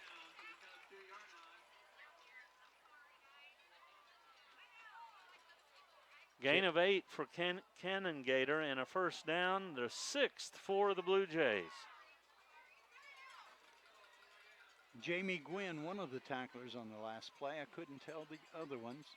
First and goal for the Blue Jays. From the 2-yard line. Blue Jays will come out with 3 backs now, like a triple I formation. Here's a pitch, left side, Cannongator trying to stretch it out. He is wrapped up and knocked down. The ball comes out, but he is down by contact. Monett picked up the ball, but he was clearly down before he fumbled. It'll be second down and goal. Good defensive stop by the Cubs by the right side of the defense. They tried to go around the left side of the offense, but the Cubs' right side of the defense stiffened and prevented any gain, maybe a loss of a half a yard or so. Second and goal from the 5 after that first down loss. Espy back to pass on second down. Flush from the pocket, scrambling, now has some running room, throws it late, and it is incomplete as good coverage near the goal line from the Monett Cubs. Jamie Gwynn on the defense there, and he did a good job of reaching over the defender to slap the ball away, but the ball was a little bit low. I don't believe the defender could have corralled it anyway. It's going to bring up third and goal for the Blue Jays from the Cubs' 5-yard line. So I guess Cannongator on that first play actually lost. I guess he lost about 3 yards. It was hard after the fumble recovery that wasn't really a recovery. It was hard to tell what was what there. Third down and goal from the 5. Blue Jays come out with 4 receivers, a single back to the left of Espy. And now a stop in action here, and I believe the Blue Jays want and get a timeout. 6:52 left, second quarter action. Monett on top 26-6, and gives me an opportunity to remind you that the second quarter brought to you by Cox Health Monett. Cox Health Monett, the official sports medicine provider for Monett High School athletics. This game also brought to you in part by Quick Draw Gun and Monett. With hundreds of new and used firearms in stock, Quick Draw is just off Highway 60 in Monett at 601 South Kyler. Well, Leonard, a couple big defensive plays upcoming again for the Cubs. They stopped the Blue Jays earlier in the second Right, quarter. on fourth down, they Yeah. did, and stopped a long drive that was threatening to score. Benji, I'm looking at the situation here. I think part of the problem here too is the lights. I don't think the lights are all that bright. You know, it's you can see out there, but it's not bright out on the field. You know, if you remember, the Cubs fought lighting for a while, and when they got their new lights several years ago, how much better it Right. was. And I think you might be right. I think the lighting is not that great as part of our problem in reading the numbers. Of course, the numbers are hard to read anyway, but from this distance. But the lighting is not the greatest. Well, Let's put it that way. it's not our vision, Leonard. Let's just rule that out. Surely right now. not. It's not our vision. Young guys like us that wear glasses. Yeah, on occasion. Third down and goal from the 5. Here we go on third down. Espy will work out of the shotgun. Low snap. Looks over the middle. Floats it over the middle. And it is incomplete. Their good coverage from Monett will bring up fourth and goal. Yes, it was good coverage. He had a tall receiver. I can't get the number of that receiver, but receiver looks like about 6'4" or so, and he was just going to throw it up and let him go get it, but it was a little bit too tall for him also. But the Cubs had defenders all around that receiver. Fourth and goal from the 5. Clock stopped with 6:48 left here in the second quarter. Monett leading by 20, looking to stop this drive. 2 receivers wide right, 1 to the left. Espy with a good snap, back to pass. He'll fire it over the middle, and it is nearly intercepted. It falls incomplete. And the Cubs defense holds again, and they'll take over at their own 5-yard line. That was Ethan Umfleet that almost intercepted it. And, you know, if he had, I think he would have had quite a bit of daylight in front of him. But as it is, at least it stops the Blue Jay drive. Cubs take over the ball 1st and 10 from their own 5. Well, so far the Cubs have scored every time they've had the ball. Let's see if they can go 95 yards this time. 44 out of 4 thus far. This a challenge as they'll need to cover, as you said, 95 yards on this drive if they want to make it 5 for 5. Brink will take the snap. He'll give on a dive play. I believe that's Majors who fumbled the ball, Leonard. And the Blue Jays have the ball in their hands. We'll see what the call is. It is a turnover. Majors turns it over, and the Blue Jays will have it. That exchange between Brink and Majors was shaky before, resulting in a fumble. The Cubs recovered that time. This time, fumble again, and I'm not sure if it was exchange or after the exchange, but it was right there in the middle of the line, and ball was put on the ground, and Marshfield has come up with it. So if there's anything to give them new life, this is it. It's marked down at, appears the 6. So 1st and goal from the 6-yard line. Espy back out onto the field, takes the snap. He'll give to Cannon Gator, running left, running hard, stood up near the goal line, and it'll be a touchdown for the Blue Jays. Cannon Gator from 6 yards out, and the Blue Jays draw closer. It's now 26-12. And their offensive team will stay on the field as they'll go for 2. So a costly turnover by the Cubs leads to a quick 6. That gives the scoreboard a definite new look as the Blue Jays crawl closer in this one. Marshfield will go for 2. 4 receivers in this formation. Espy out of the shotgun will roll to the left. Has time, throws left, and it's tipped away and is incomplete. So the 2-point conversion is no good. 6:29 left, second quarter. Monett on top, 26-12, back after this timeout.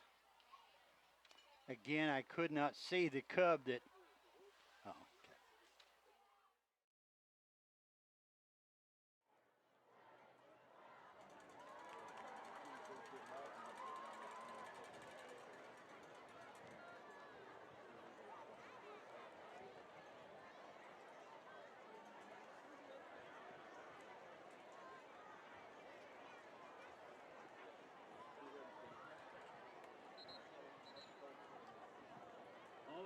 across the field, 43 of them.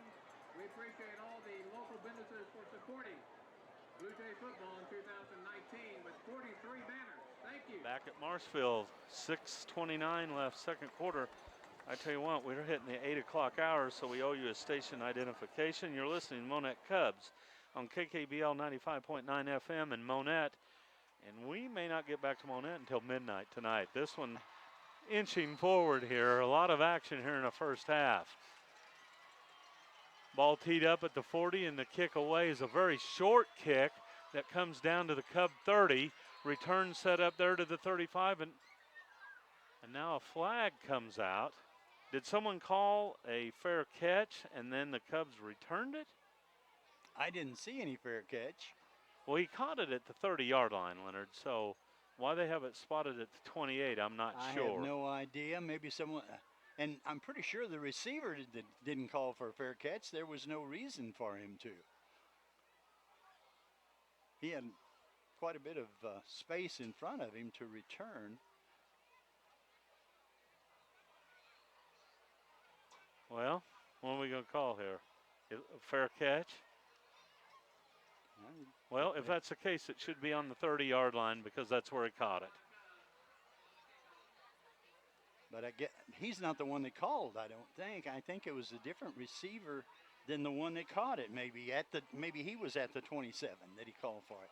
A strange play, Benji. I don't understand all I know about it. Yeah, and I think you're right. The ball was received at the 30, yeah. So if they were going to penalize it from there, I would understand. And it's not really a penalty. I think are they going to? Well, are they? We'll just have to wait and see. Yeah, they are stepping off a penalty. If it's a fair catch infraction, it should be penalized, and that's what they're doing.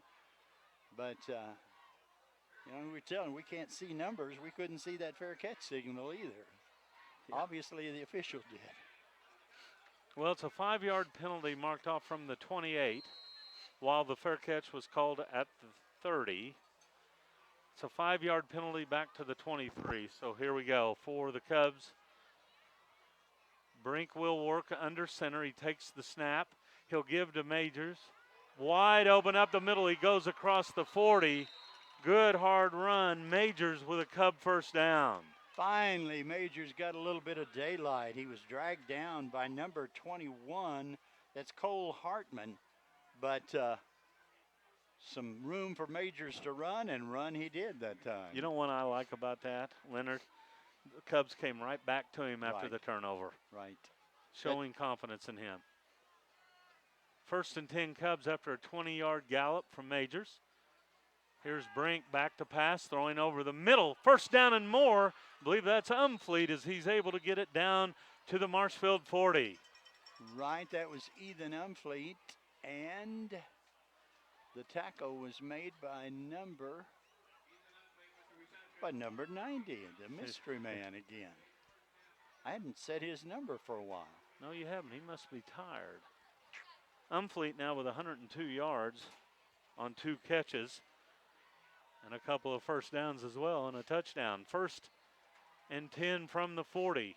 Here's Brink on a counter play. Running room. Gwynn. Lots of room down to the Marshfield 25-yard line. No, it wasn't. Oh, it's Gwynn. Gunnar Bradley. Gunnar Bradley with his first carry gains 15 yards and a first down.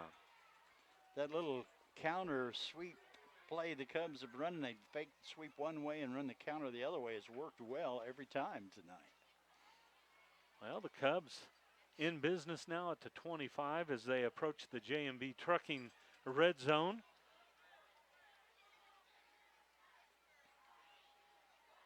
Brink will work under center. He takes the snap. He'll pitch to Gwynn running right side. Gwynn to the 25. He puts his head down and rams his way down to about the 22 or 23-yard line after a gain of a couple. Knocked out of bounds by number 7. That's Thomas McElwain. Gwynn just cannot get a step to daylight. He'd be gone if he could, but team so far have done a good job of containing him. And He runs hard and he gains some yardage, but he can't break out in the open like he did at times last year. He gained 4 on that play. 2nd down and 6 from the 21-yard line. Brink will give to Majors, spins away from a would-be tackler, and then leans his way forward for a gain of about 5. Nice run by Brendan Majors. Spun out of the grasp of the first tackler and then gained about 3 or 4 yards after that. It's going to bring up 3rd and 1 for the Cubs, with the ball now resting at about the Blue Jays 16-yard line. And there is a timeout on the field charged to the Cubs. The Cubs inside the 20. That means they're visiting the Red Zone, brought to you by JMB Trucking Company of Cassville. When you need to deliver results, call JMB Trucking at 847-1307. You're right, Leonard. 3rd down and 1 from the 16. The Cubs call a timeout here, stopping the clock at 5:16 left. And Cubs on top by 2 touchdowns, 26-12. Lest our listeners get too enthused, though, remember last year the Cubs had a good lead at halftime over Marshfield and wound up losing. So we best not count our chickens or our eggs or whatever. Count your chickens before they hatch. Yeah. Well, I'm going to say it's okay to be enthused, though. It's a good first half. Oh, but yes. I'm enthused, but I mean, don't turn us off thinking the Cubs haven't won, because That's right. there's a whole lot of football to be played here.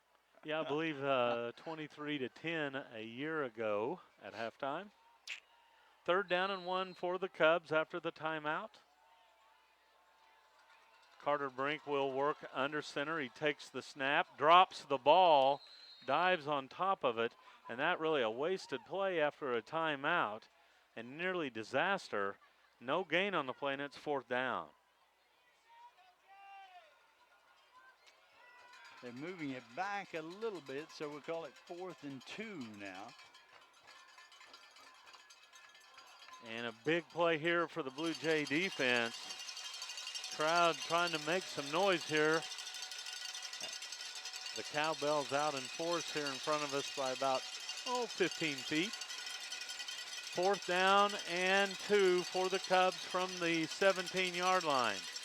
Brink takes the snap, gives on a dive play. Majors, he'll have the 1st down as he pounds down to about the 14. Needed 2, got maybe 4 on the play. Carter must have done a good job faking, because I didn't know where the ball was. He did carry out as if he were going to pass after he handed off the ball, and Majors did a good job of picking up the 1st. At the 13-yard line, the Cubs are back in business. Carter takes the snap.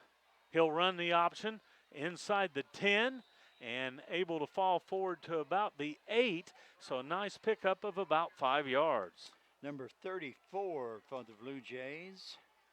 That is Zach Capel on the stop. But a good gain by Carter Brink of almost, we'll call it a long 6. 2nd and a short 4 for the Cubs. Yeah, we'll give him a gain of 6 on the play. Carter now with 33 yards in tonight's contest. 2nd down and 4 from the 8-yard line. Here's Brink back to pass.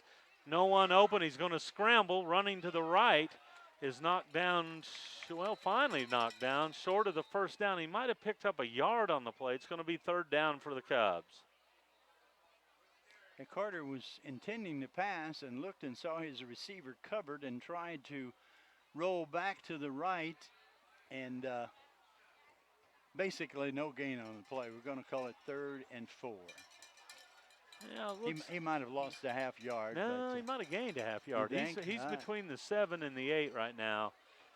So I'm going to call it 3rd and 4 from the 7.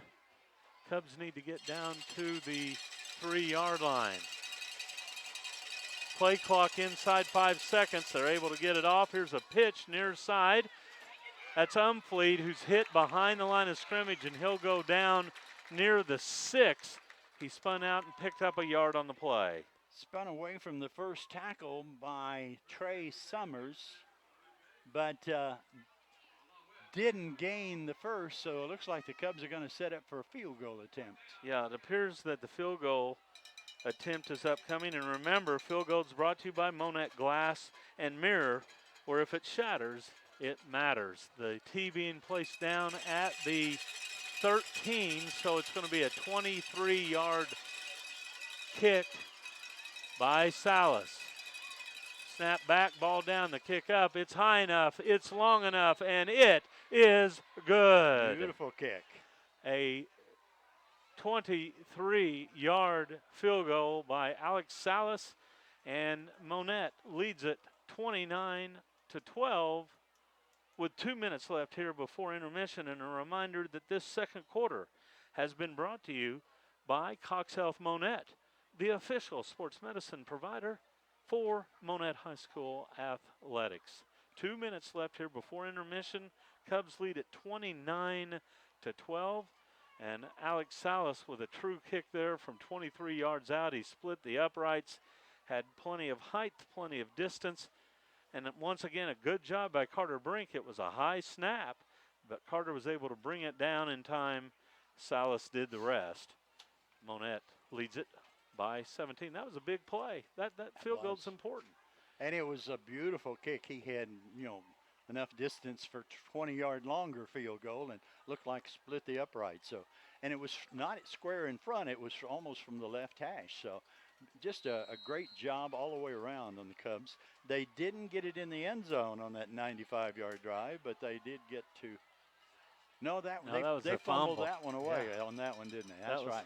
On the fair catch kickoff, remember? Yes. Here's a low liner that comes down to about the 18, the return to the 20, to the 25, up the middle. Lots of running room again, all the way out to midfield.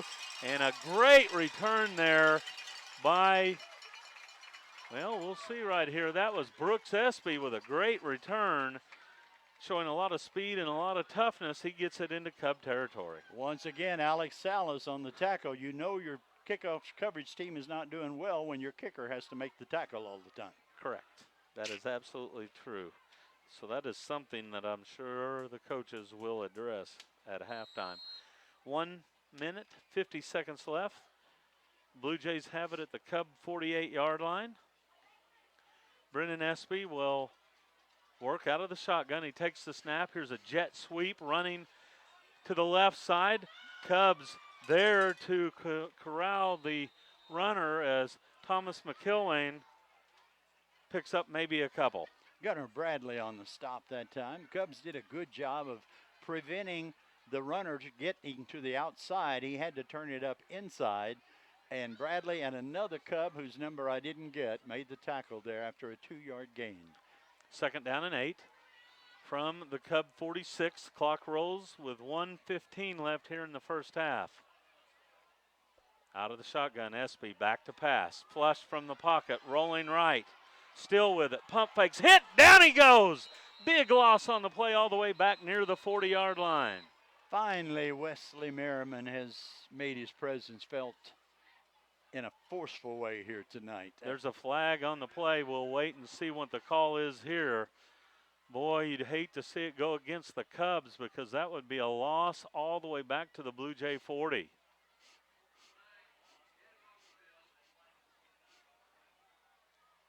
Well, we'll see what the call is here.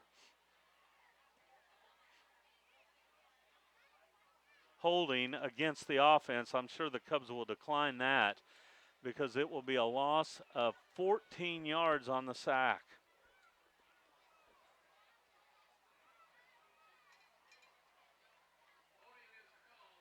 Holding will be declined against the Blue Jays. 14-yard loss all the way back to the Blue Jay 40. It's going to bring up 3rd down, I believe, and 21, maybe 22. Maybe 22. And this is not a good down and distance for the Cubs. Every time they had Mount Vernon in this. Mount Vernon had 4th and 32 or so, they would score on that play. Well, we'll see if the Cubs have learned from week number 1. 3rd down, we'll call it 3rd and 22. Espy with a low snap will throw left side, and it's nearly intercepted as Gunnar Bradley jumped the route that time, and he knocks the ball down. Gunner had the best chance to catch that ball. In fact, I think the intended receiver may have grabbed him in the back to keep him from intercepting it, but it was very nearly an interception for the Cubs. Going to bring up a punting situation, 4th down and about 22 from the Blue Jays 40-yard line. McIlwain in to kick it away. Line of scrimmage is the 40. Punter standing at his own 25-yard line. Snap back, a good one. The kick away is an end-over-end kick that is fielded at the Cub 30. They fake the reverse. Here's Cavazos with room. Leonard, he could go down that right sideline. One man to beat down there to the 40, to the 30, to the 25, and down to the 20. A big, big, big return for the Cubs. All the way down near the 20-yard line. I couldn't see who made the push out for the Blue Jays, but a great run and return there by Junior Cavazos, setting the Cubs up in good position with 34 seconds left in the half. They're at the Blue Jays 20, so they definitely have a chance to maybe score, into the end zone or kick another field goal. 30-yard punt, but a 50-yard return. Cubs are at the 20-yard line. Brink straight back, throws toward the end zone, right side, up for grabs. Is it caught? Yes! Touchdown, Monett Cubs. Is that Price with the catch? No, I don't believe so. Or is it Lynch? It's Lynch, I believe. 80. Well, if it's in the 80s, that's Trayvon Price. No. No? Well, what number is Lynch? I'm pretty sure it was Lynch. He didn't look quite tall enough for Trayvon. Okay. It's a shame we couldn't see the number, but I believe it was Lynch that caught it. PAT upcoming. The kick on the way is a low line driver, and it is good. 26 seconds left here at halftime. Before halftime, the Cubs 36. The Blue Jays 12 back after this timeout. Was that Lynch? I couldn't see it either.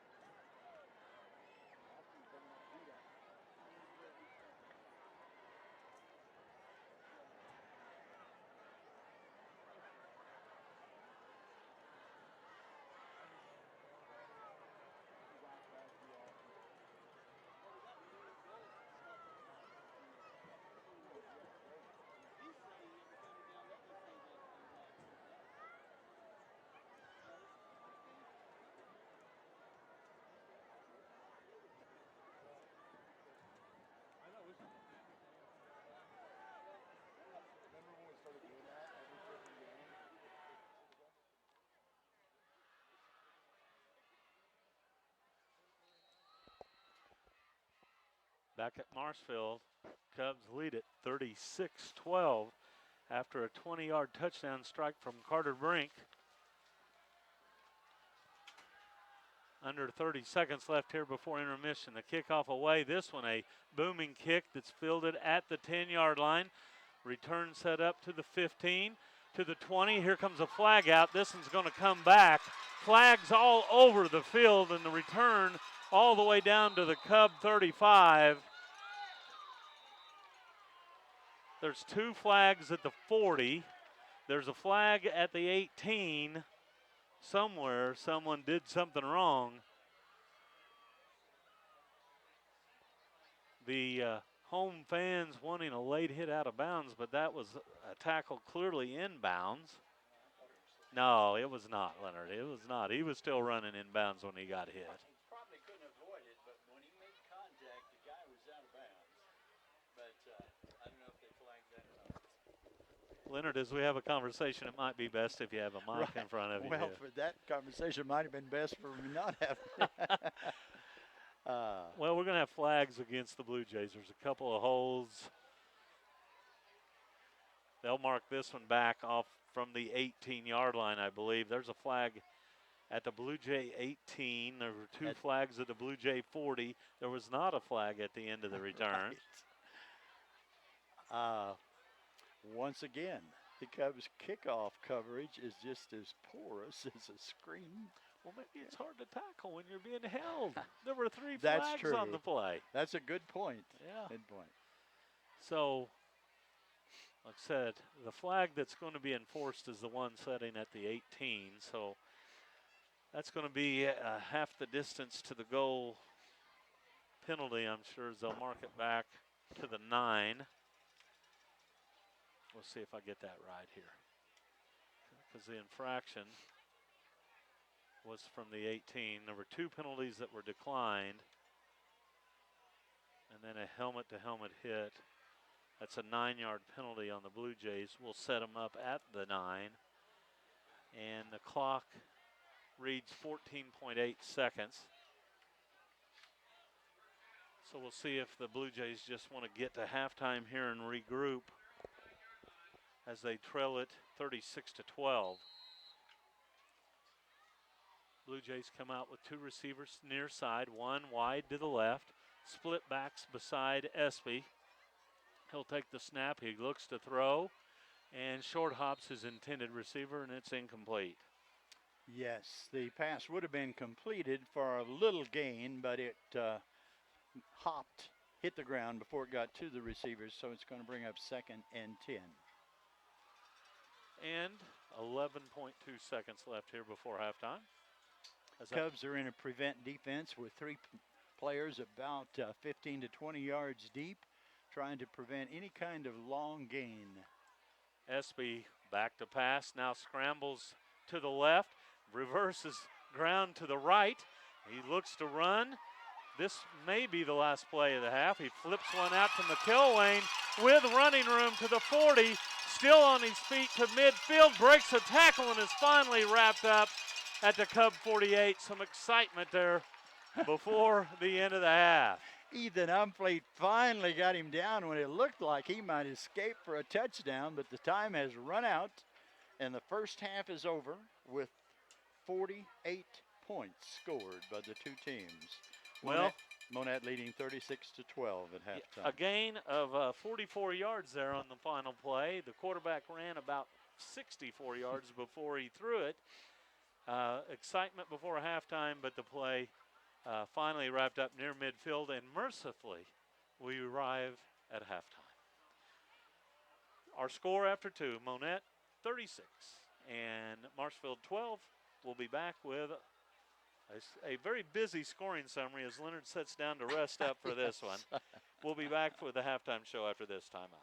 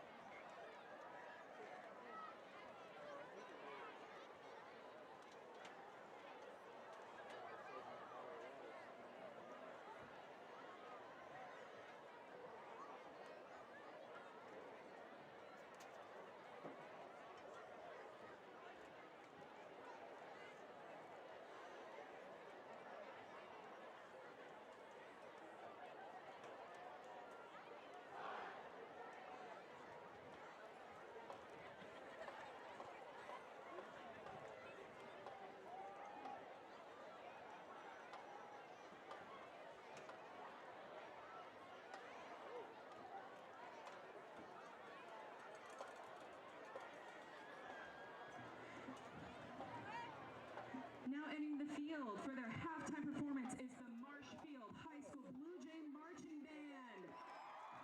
The band is under the direction of Daniel Wyman, Rick Castins, and Juliana Beatty, student teacher Catherine Geiger, guard instructor Samantha Van Wyne, technicians Back at Eric Marshfield, Schranz, Benji Finsky, Leonard Bauer, and Ryan Dasso, our producer engineer. At intermission, it's all Monett right now, 36-12, and in what is a very active first half. And I'm going to turn it over to Leonard for the next 10 minutes or so as he goes over the scoring summary. And with a recap of the first half, here's Leonard. Again, what a difference from last week whenever the score was 7-7 at halftime. And I didn't have much to say, but tonight it's been a offensive explosion by the Cubs. Cubs got on the board first with 9 minutes left in the first quarter. Jamie Gwynn received a 33-yard scoring pass from Carter Brink. Alex Salas kicked the conversion, putting the Cubs ahead 7-0. Again in the first quarter with 5:58, Ethan Umfleet scored on a 32-yard run for the Cubs. This time the kick failed, leaving the score Cubs 13, Marshfield 0. Finally, with 4:50 left in the first quarter, the Blue Jays got on the board. Thomas McElwain received an 8-yard pass from Brennan Espy, and the kick for the conversion failed, making the score 13-6. But the scoring was not over yet in the first quarter with 2:59 left. Carter Brink scored on a 17-yard run, a quarterback keeper, and Alex Salas kicked the conversion, putting the Cubs up 20-6, and that's the way the first quarter ended. In the second quarter, it didn't take long for the Cubs to get on the board again. With 10:08 left in the second quarter, Ethan Umfleet received an 85-yard touchdown pass from Carter Brink, and Salas kicked the conversion. Oh, no, this time the kick failed, and that left the score Monett 26 and Marshfield 6. Then with 6:29, Marshfield struck again. Dalen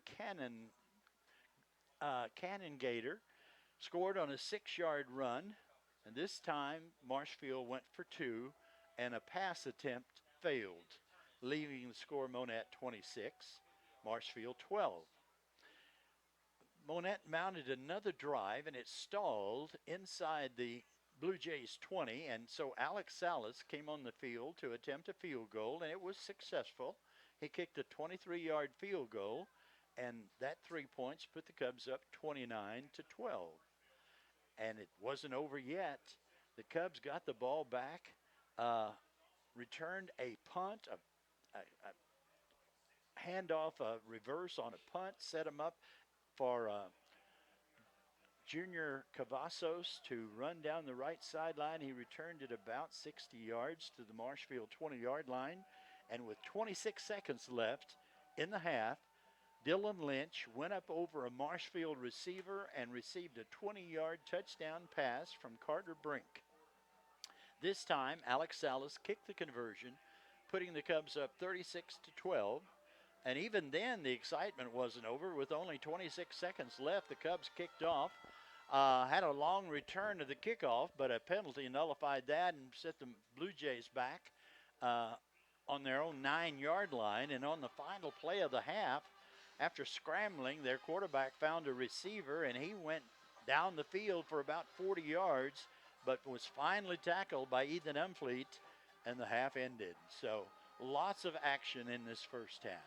Absolutely, and many times we play a half of football in an hour. Tonight it's been 90 minutes. We hit the 8:30 hour. A reminder that you're listening to the Monett Cubs on KKBL 95.9 FM in Monett, Missouri. We'll slip away, hear from some of our sponsors, and when we come back, we'll take a look at first half stats for the Cubs and the Blue Jays here from Marshfield. Back after this timeout.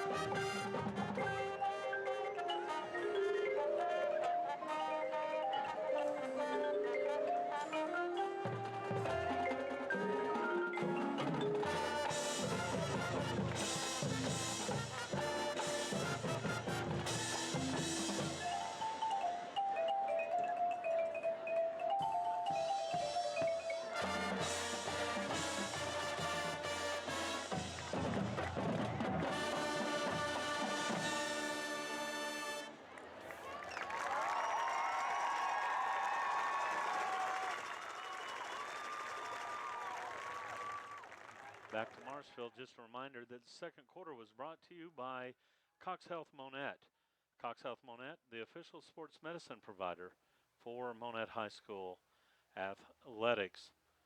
A reminder that later this evening we'll be passing out a special prize to one of our listeners. Be sure to be part of that. Listen in, and you'll receive a wonderful prize tonight here from Marshfield. Looking at first half stats for the Monett Cubs, 25 rushes in the first half for 151 yards.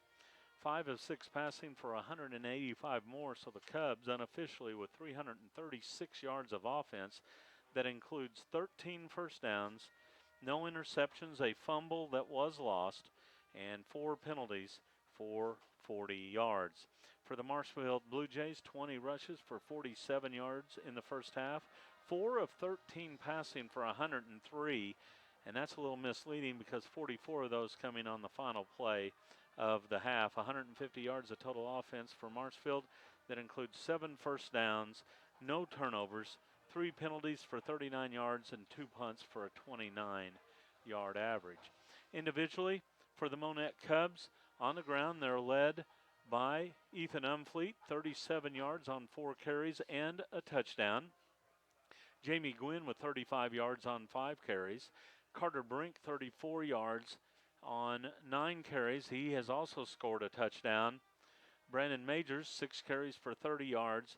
Gunnar Bradley, 1 carry for 15 yards. So really balanced attack there, 37, 35, 34, and 30 for the Monett Cubs. Carter Brink, 5 of 6 passing with 3 touchdowns in the first half.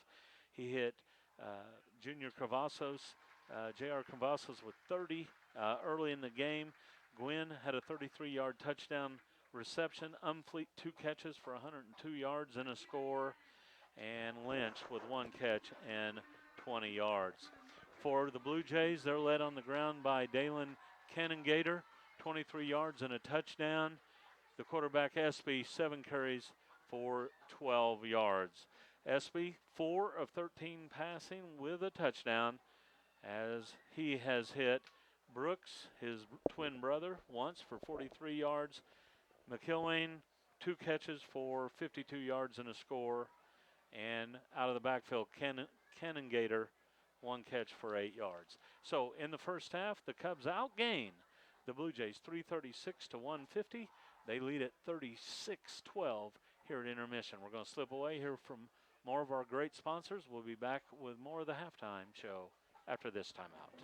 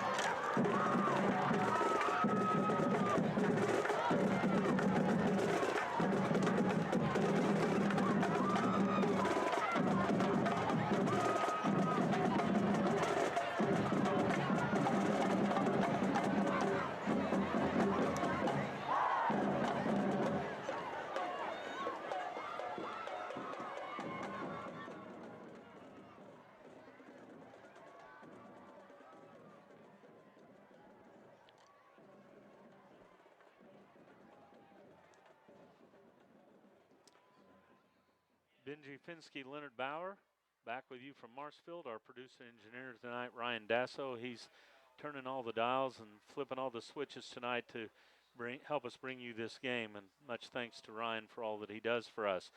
A year ago, Leonard, the Cubs led 23-10 at halftime, if my memory serves me right. And it was 3 unanswered touchdowns for Marshfield. They came back and won it 31-23.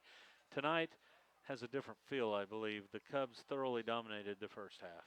They really did. But, they dominated the first half last year, too, and we felt good at halftime. So, as I said, the game is not over. There's a lot of playing to do, but the Cubs have a swagger to them tonight on offense that they're running the ball well. They're throwing the ball well.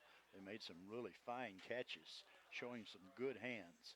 And Carter Brink has put the ball on the money for the most part. So if they can keep that up, they should be in good shape in the second half. It's a type of game that really favors Monett now because when they get on offense, they can look to keep it on the ground. And tonight, right now, they have 4 backs that have netted over 30 yards, 37, 35, 34, and 30. So multifaceted attack tonight for the Cubs. It's very unusual to have that kind of balance and that many backs, but that's the way it's worked out. Last week, Brandon Majors was the biggest ground gainer. Tonight, he's had a rough sledding for the most part, but a couple of times when he did find a little bit of a hole, he's run hard and done well. So I expect we'll probably see more of Majors again in the second half. After he had such a good game last week, Marshfield was concentrating on stopping the Cubs up the middle, and that allowed Jamie and Ethan to get outside a little bit more. And Carter Brink has done a good job of reading the option and keeping the ball at times. So it's just been a extremely effective. The biggest weakness on the part of the Cubs, they fumbled 3 times, either on the fullback quarterback exchange or immediately after that. They managed to recover 2 of them, so it wasn't fatal, but they need to clean that up a little bit. But other than that, they've just played almost a flawless first half. Kickoff coverage. Oh, kickoff. Yes. But now I'm being kind of a jokester here saying this. They may be tired. They've kicked off a lot of times in the first half, and but that is something that they do need to click up, because I'm telling you right now, Marshfield has some good athletes. They do that, and they get in the open field. They're tough to tackle, and we've seen a number of returns and a couple of big plays that proves that very much. Before we go on, I want to remind people that the score of contest is generally forgotten over time, but the actions of players, coaches, and fans may leave lasting impressions. The next time you attend a high school game, think of how you will be remembered. Be sure to choose good sportsmanship. This message brought to you by Access Family Care, providing high-quality medical and general dentistry care throughout all of Southwest Missouri. Leonard, do not let me forget to do that giveaway, or should I just give that giveaway right now? Why don't we just do it? All right. The action gets so fast and furious later that we might have forget. trouble working it in, and we might forget. Well, let's get people ready here. I'm going to give you guys a phone number here in just a minute. And if you are the first person to dial this phone number, you will receive 4 tickets to the September 14th Cardinal Brewer game in St. Louis. First pitch for that game next Saturday is 6:15, I believe. So if you're the first person to call 417-489-2277 and say, "Go Cards," you'll receive 4 tickets to that contest. Again, it's 417-489-2277. If you say "Go Cards," you'll get 4 tickets. Pretty cool gift. I thought about, we're coming up saying, maybe we wouldn't have a winner, and you and I and Ryan would go to St. Louis and watch a game, but that probably wouldn't be right. Somebody would complain about that, I would bet. But that is a really neat prize to rabid Cardinal fans that we have in our area. Yeah. And with the great race going on right now, it makes it more valuable. Absolutely. So good luck to our listeners. I'm sure we'll get notification who our winner is tonight. Well, here in week number 2, the Cubs looking to square their record 1-1. They're 2 quarters away from that as they lead at 36-12. Teams starting to appear back out onto the field. We'll take this opportunity to hear from more of our sponsors. And when we come back, it'll be time for third quarter action from Marshfield. Back after this.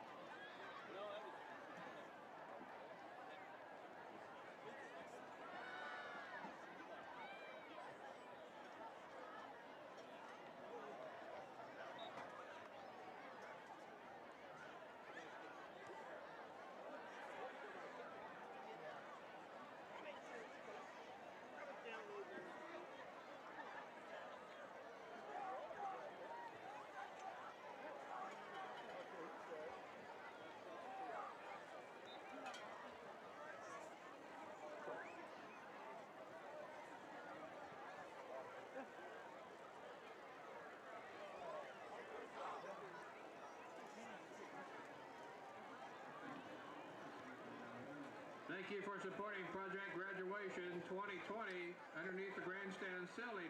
As we approach the third quarter, a reminder that our third quarter sponsor is Arvest Bank. Arvest Bank committed to Monett and is here to support the community. Local decisions, local commitment, Arvest Bank. Member FDIC.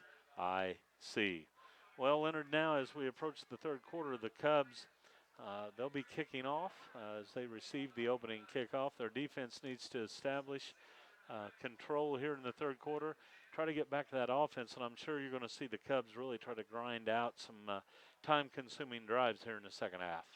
Yes, they might as well try to control the clock as much as they can, and a good ground game can do that. Although if they get the chance to score, they don't want to pass it up just Right. to keep the clock running. But, being realistic, the Cubs are in perfect position to win this football game. You'd have to be a really pessimist to expect them to lose, and I expect them to win, but I hope that they are not feeling overconfident that they've got it won, because Marshfield has lots of talent. They can score quickly, and we saw last year the game can change in a hurry. So let's be cautiously optimistic. There you go. I agree with that. And, the Cubs, as you said, played a great first half, but it wasn't flawless. They put the football on the turf 3 different times. We're fortunate enough to get 2 of them back. They had a couple penalties that hurt them early on, and their coverage on special teams needs to be shored up. So really, I think for the Cubs, they need to really settle in, avoid big plays from the Blue Jays, make the Blue Jays earn their yardage, and when they have it on offense, to avoid turnovers. Right. I think that's exactly the ticket that we want. We might point out that at halftime I checked with the Marshfield officials, and the mystery player number 90 is Aiden Rouse. So I apologize for Aiden not to be able to say his name earlier, but it wasn't on the program, and I didn't know their players personally, so I had to go check at halftime.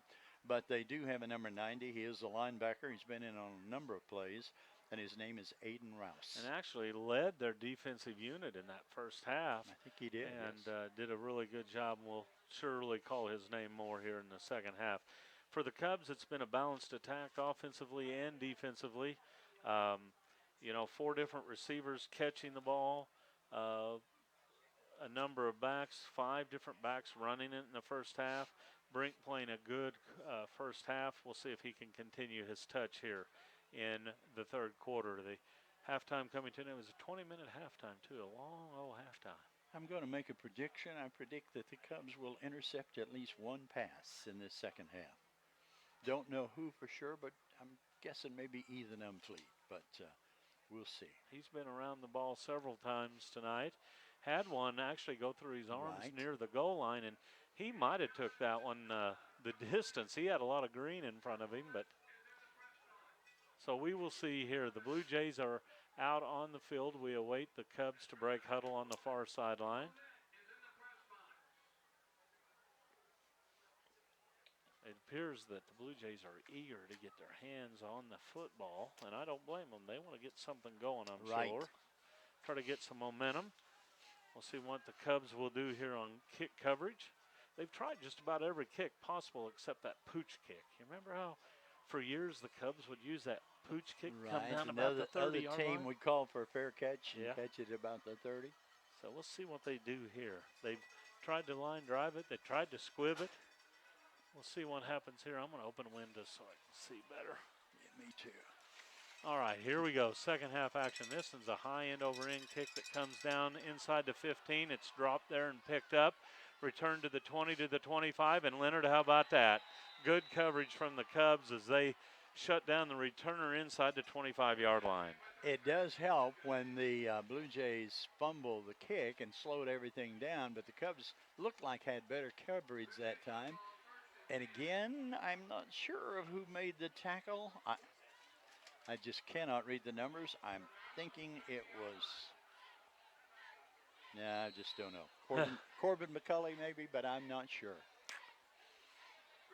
Well, the Blue Jays now with it. Appears like they'll set up shop at about the 22.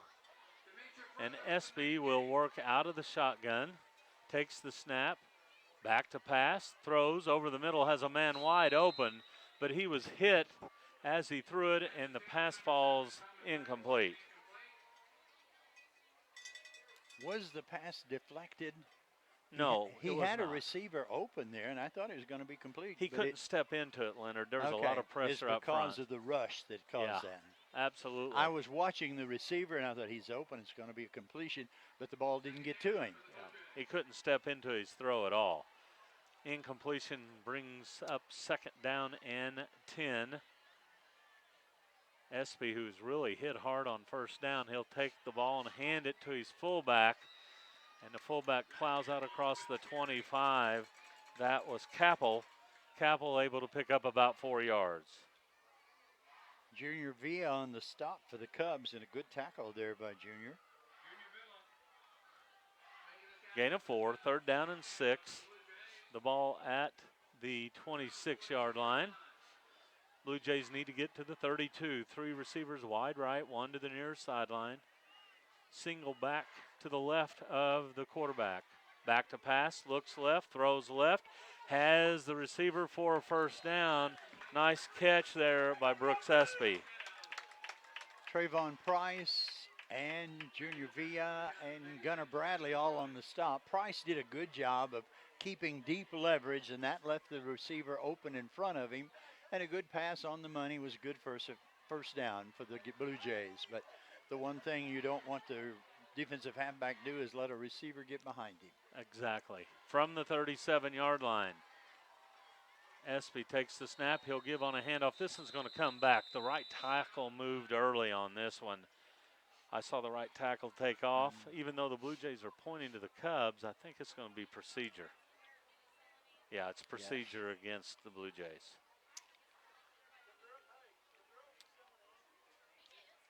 You can always count on me to find those penalties, Leonard. You know that. I'll make something up if I don't know it for sure. That'll be a 5-yard penalty.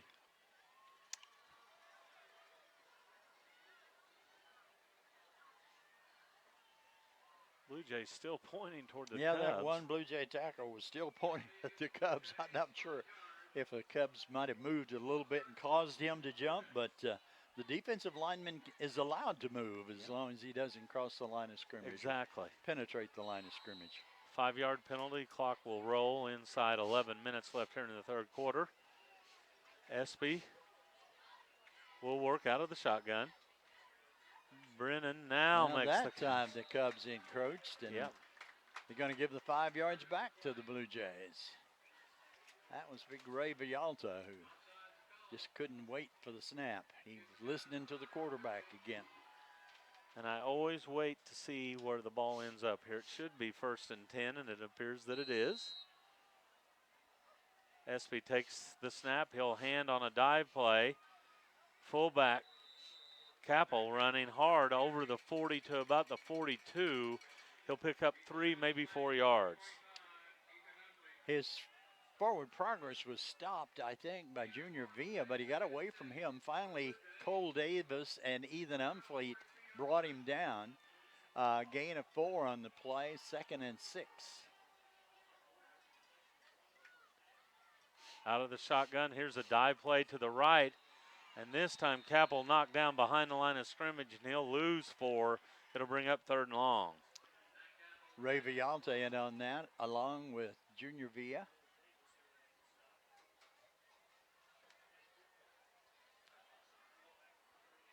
Third down and 10 for the Blue Jays.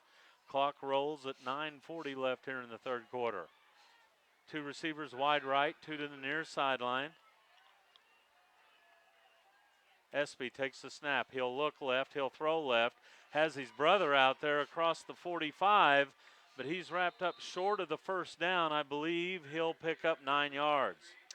Trayvon Price there on the defense. But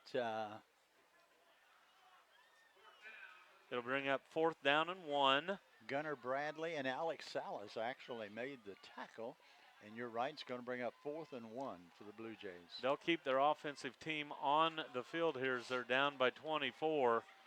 Forced to go for it here on 4th down. Espy will work out, well, from under center this time.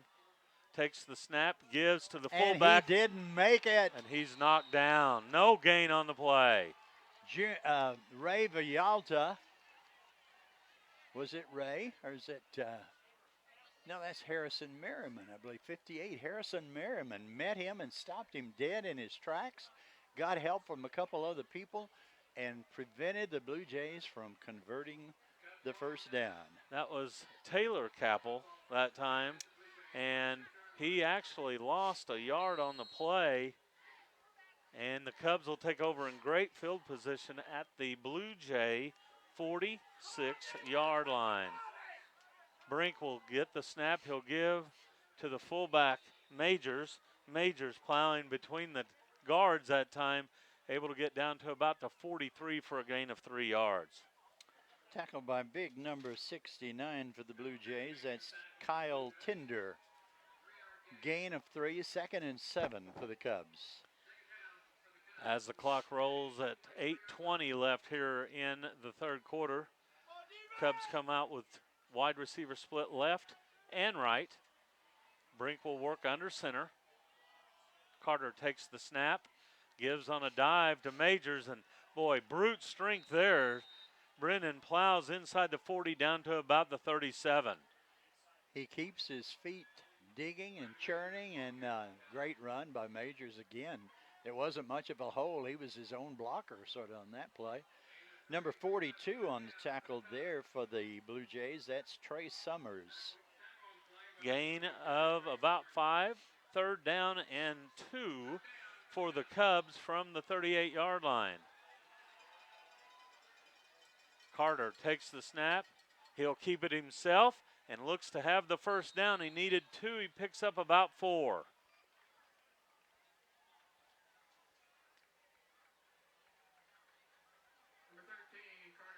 Couldn't see the number of the Blue Jay tackler, but a good read by Carter Brink. He faked to Majors, kept the ball himself, picked up the needed yardage for the 1st and 10. It wasn't a big gain, but it was all they needed for a 1st. So it's going to be 1st and 10 for the Cubs with the ball at the Blue Jay 34-yard line. That 1st down brought to you by Crown Power and Equipment north of Monett. Meet the factory-trained pros of Crown Power. 1st and 10 for the Cubs.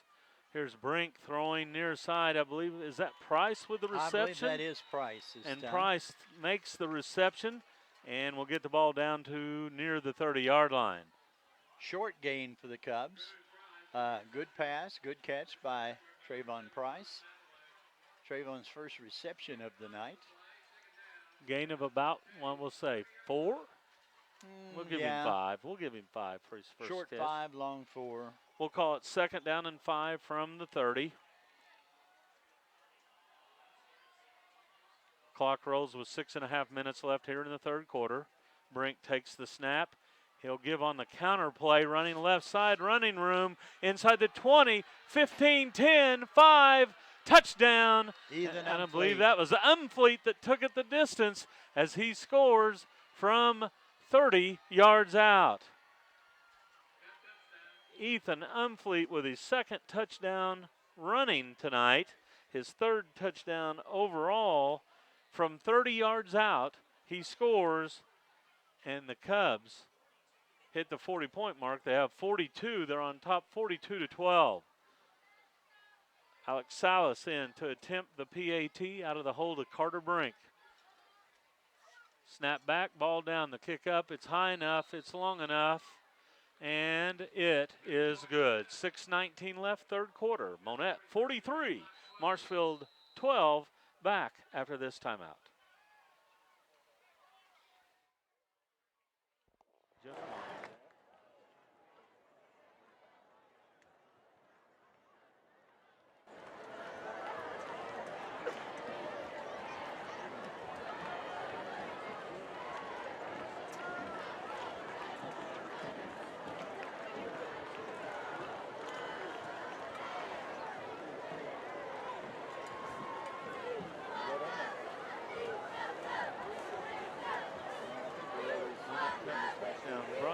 By the law offices of Randall, Master and Randall.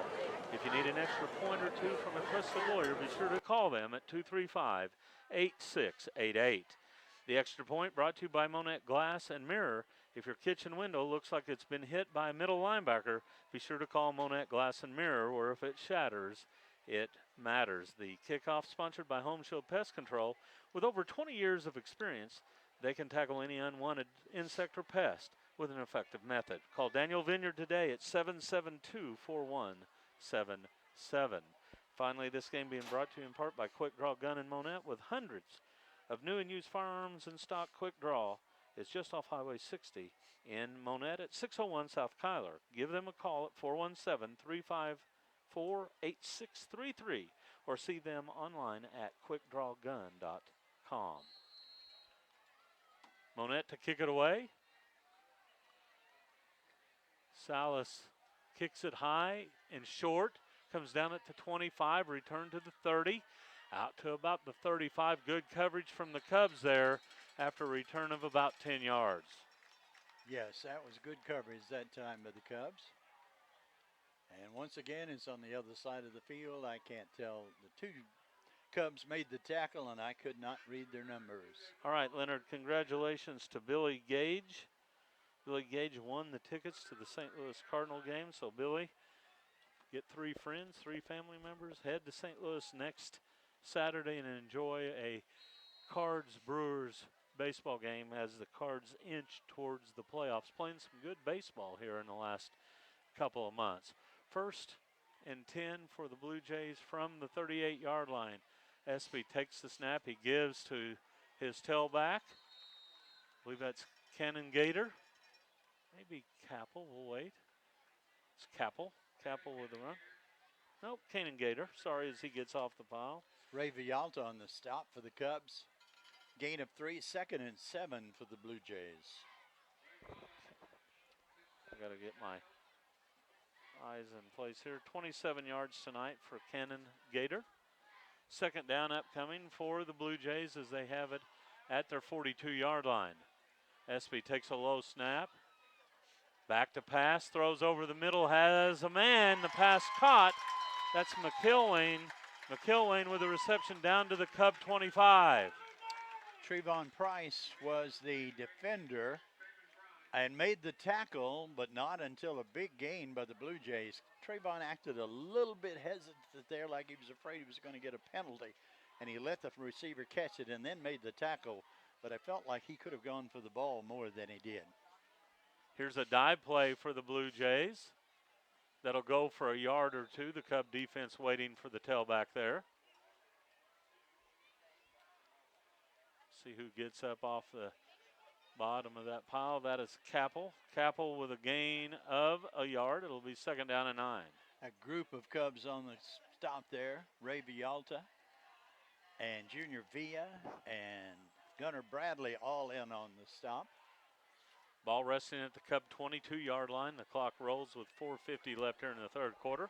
Cubs on top 43-12. Low snap, handled, and then given on a jet sweep to Capel. Capel able to turn it up and get it inside the 20 down to about the 16. That'll be a gain of 6.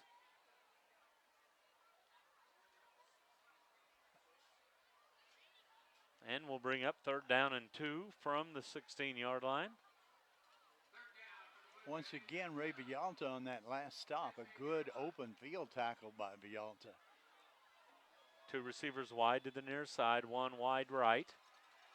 SB has a pair of backs beside him. He'll go back to pass, throw over the middle, looking for McIlwain, who made a great catch. Out of but bounds. they say that he's out of bounds, and I really thought he might have drug a foot, but the official said it was out of bounds, so the incompletion will bring up 4th down.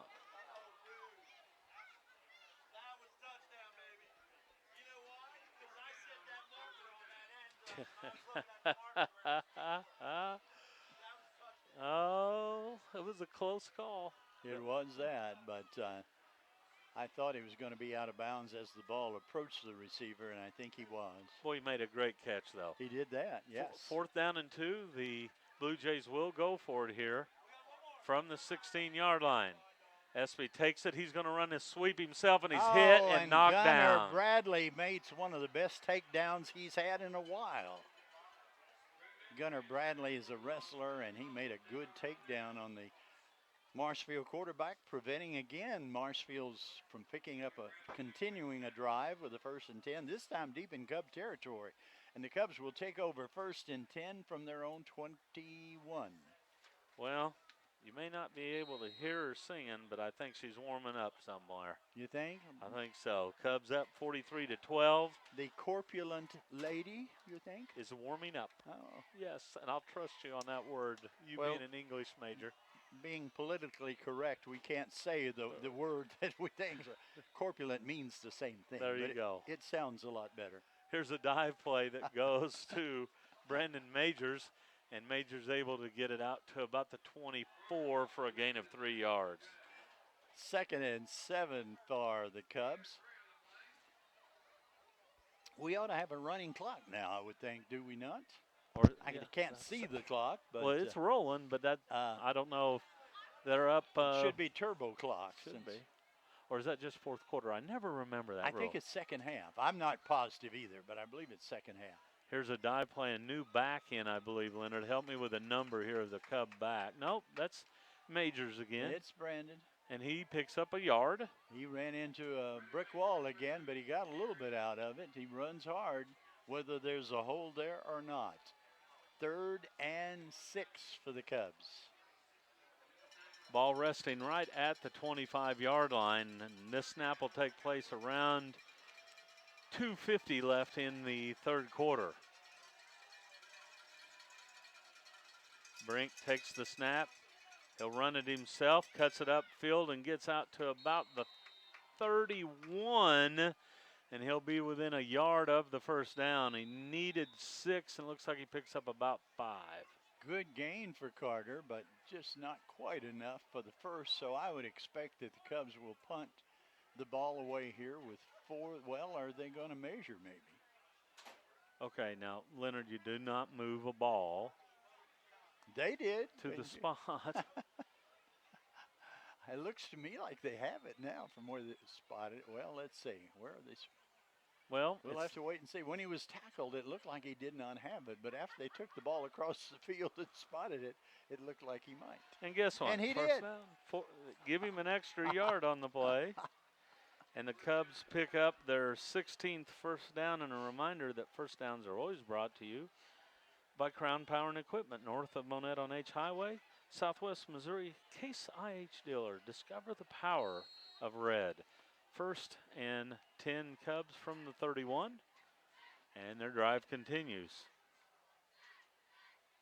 Brink will run the option near side, keeps it himself to the 34, and spun around and knocked down there. He'll pick up about 3 yards on the play to be 2nd and 7. Number 70 for the Blue Jays grabbed him by the shoulder pads and slung him backwards. That's McGuire Wilson on the stop. Gain of 3, 2nd down and 7 from the Cub 34.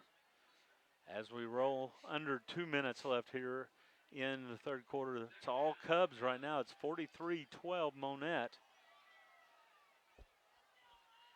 Brink looks over a 4-man front, works under center, takes the snap, and will keep it himself.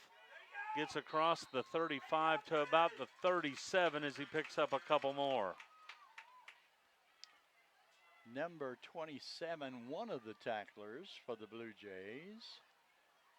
And number 25, that's Taylor Capel and Garrett Cantrell.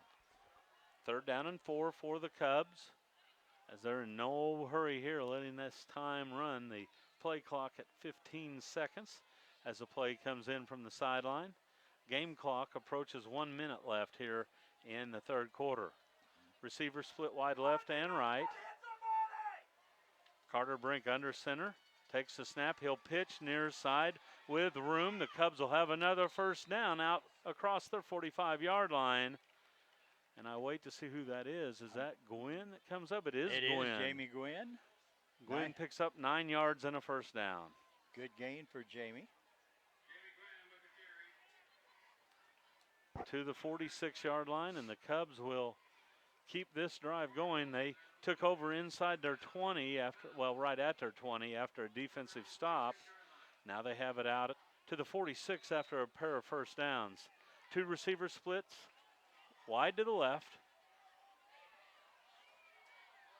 Carter Brink looks over the defense,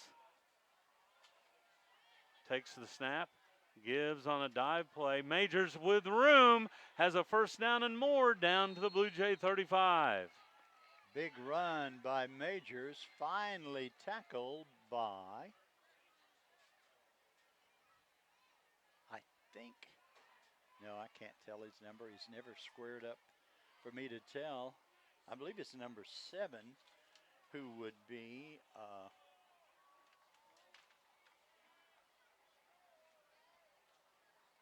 Gavin McElwain. Cubs with a 1st down to the Marshfield Blue Jay 35-yard line.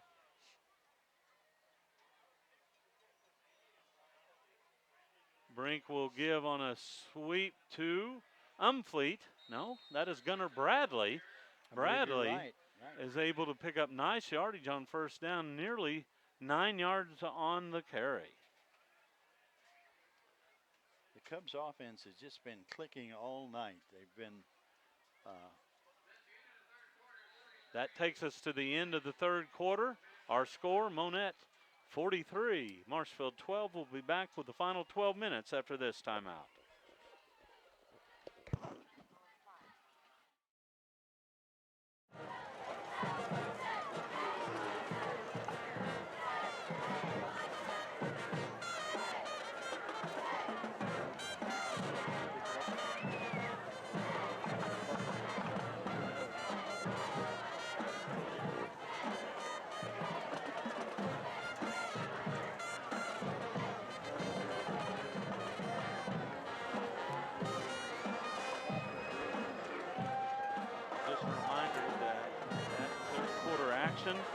Was brought to you by Arvest Bank.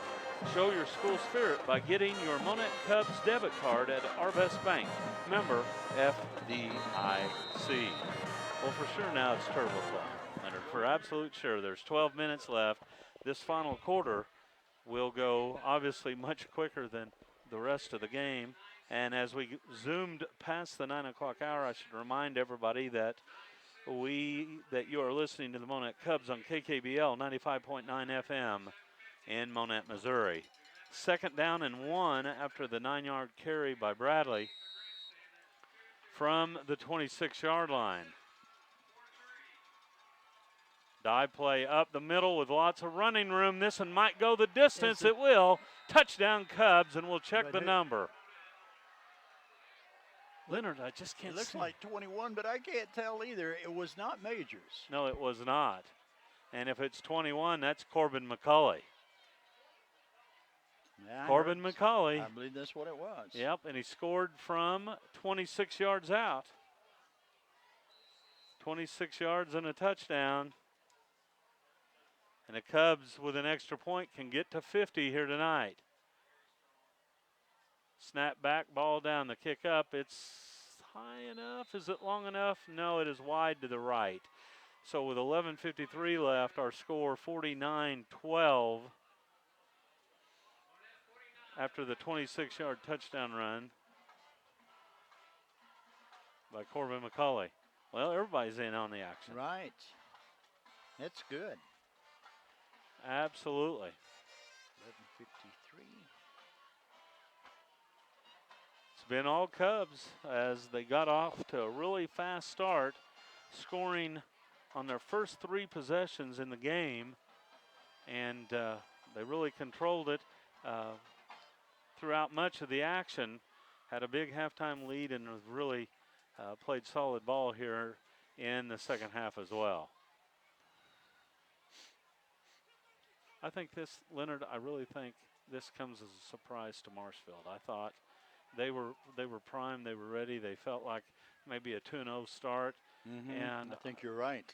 I think this just may be a little startling for them, and they'll have to bounce back. An eye-opener for them. And you know what, an eye-opener for the Cubs too, because they've shown now 2 weeks in a row that they can dominate up front. 49-12 our score. Salas kicks it away, a spiraling kick that is still on the turf and rolling inside the 15. Return set up the middle. Espy out across the 20 to the 25 and to the 27. And that's where the Blue Jays will take it 1st and 10. And the clock should be rolling, and it is at 11:45 left here in the game. Once again, there were 3 Cubs in on the tackle, and I really couldn't see any number for sure.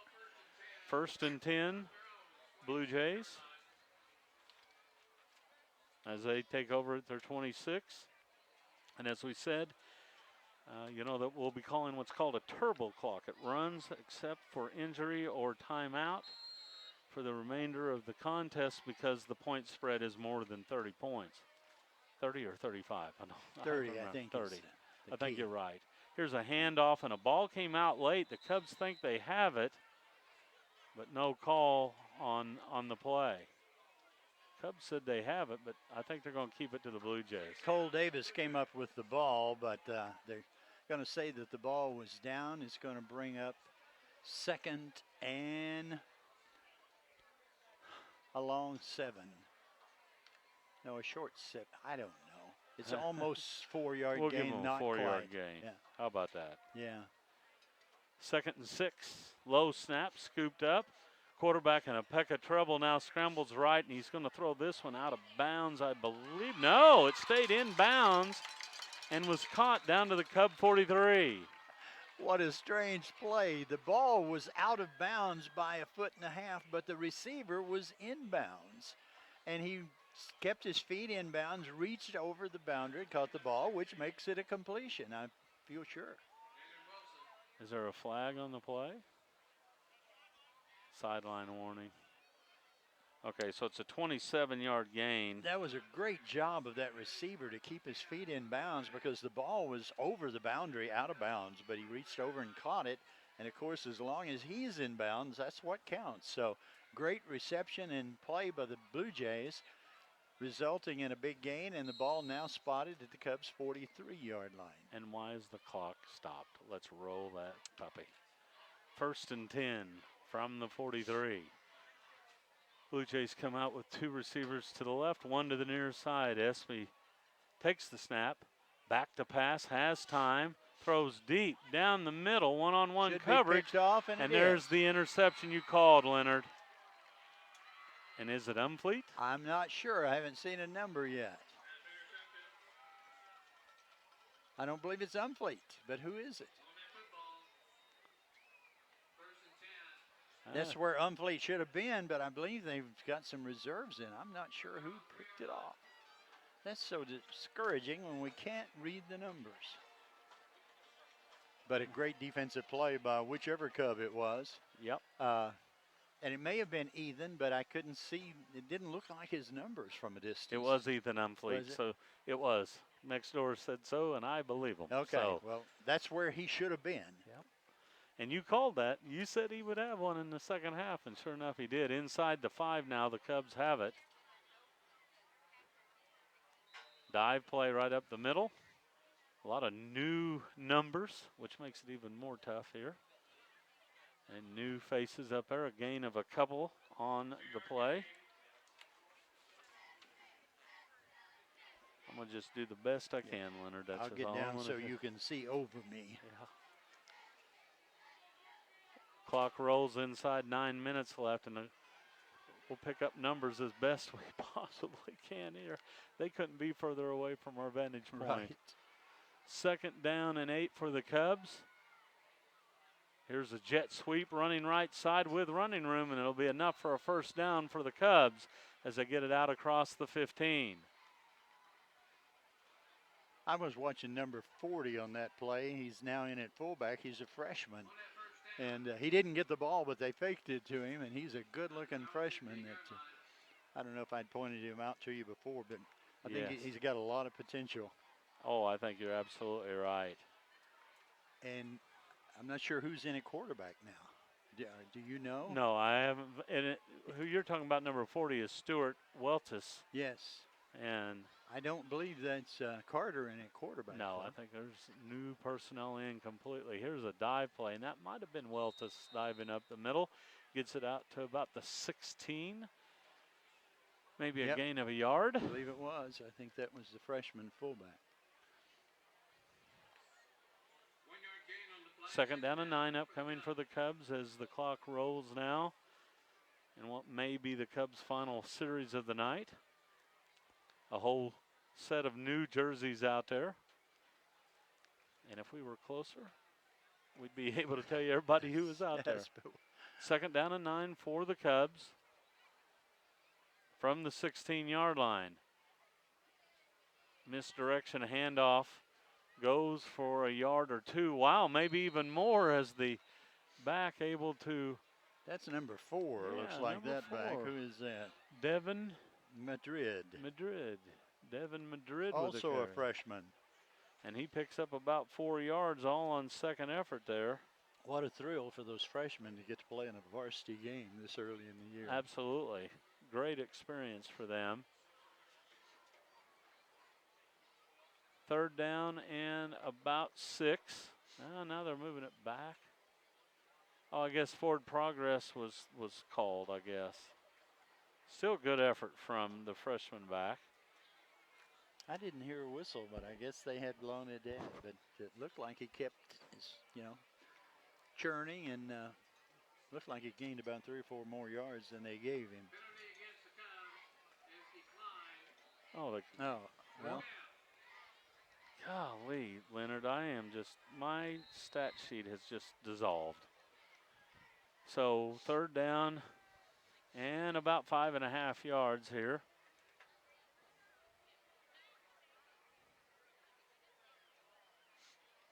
Here's a dive play right off right tackle that goes out to about the 23 for a gain of a couple. And it will bring up fourth down and about 2.5 yards in the punt unit. Or comes on for the first time tonight, Leonard. This will be the first time the Cubs have punted. I guess that's right. I hadn't thought about that. Wow. What an impressive offensive showing we've had. Yeah, this first punt comes with 5.5 minutes left in the game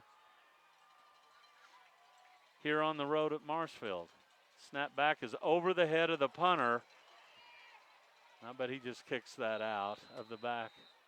And that's going to be a penalty against the Cubs and a safety against the Cubs. I don't know why there'd be a penalty. It's a safety, but there shouldn't. I mean, he's allowed to kick the ball if he wants to kick the ball. They're going to call it illegal batting.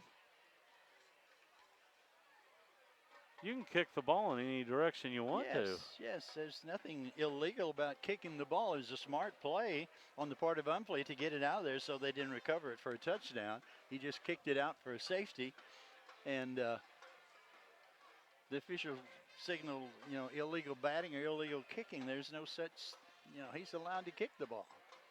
Well, they're discussing it. I think they will figure that out. Well, it's going to be a safety. So right, it's a safety. 2 points for the Blue Jays. Yeah, that gives them 14 now, which balances the score a little bit, 49-14. Yeah, I want to know what this call is.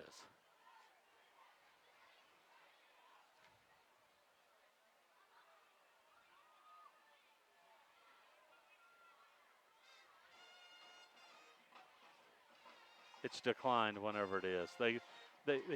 Well, there was no penalty to Well, he made a signal. I know he did. He made a signal. But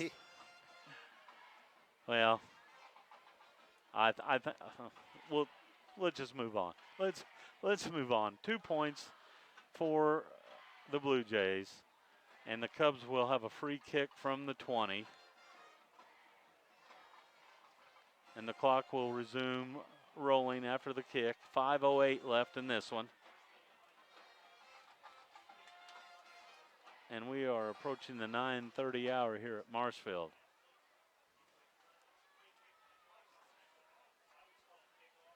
They're going to go ahead and punt here, I bet.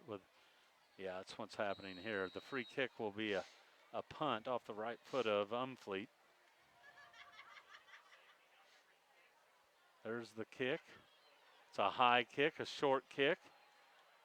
That is a free ball, and the Cubs might have recovered it, Leonard. We'll see. There was a scramble at about the Cubs 41. Looks like the Blue Jays came up with it. All right. Yeah. So the Blue Jays have it. That's a free ball there. If it covered 10 yards, and it did, covered about 20, 22. Blue Jays will take over at the 42. I'll take your word for that. I didn't know the rule on that. I know if it's a place kick, it's a free ball, but I didn't know if a punt after a safety was a free ball or not. And I'm sure you're right, but yeah. I didn't know. Well, there's a timeout on the field, and of course, we don't want that clock to run too fast. It stopped with 4:40 left in the contest, and the Cubs up by 35.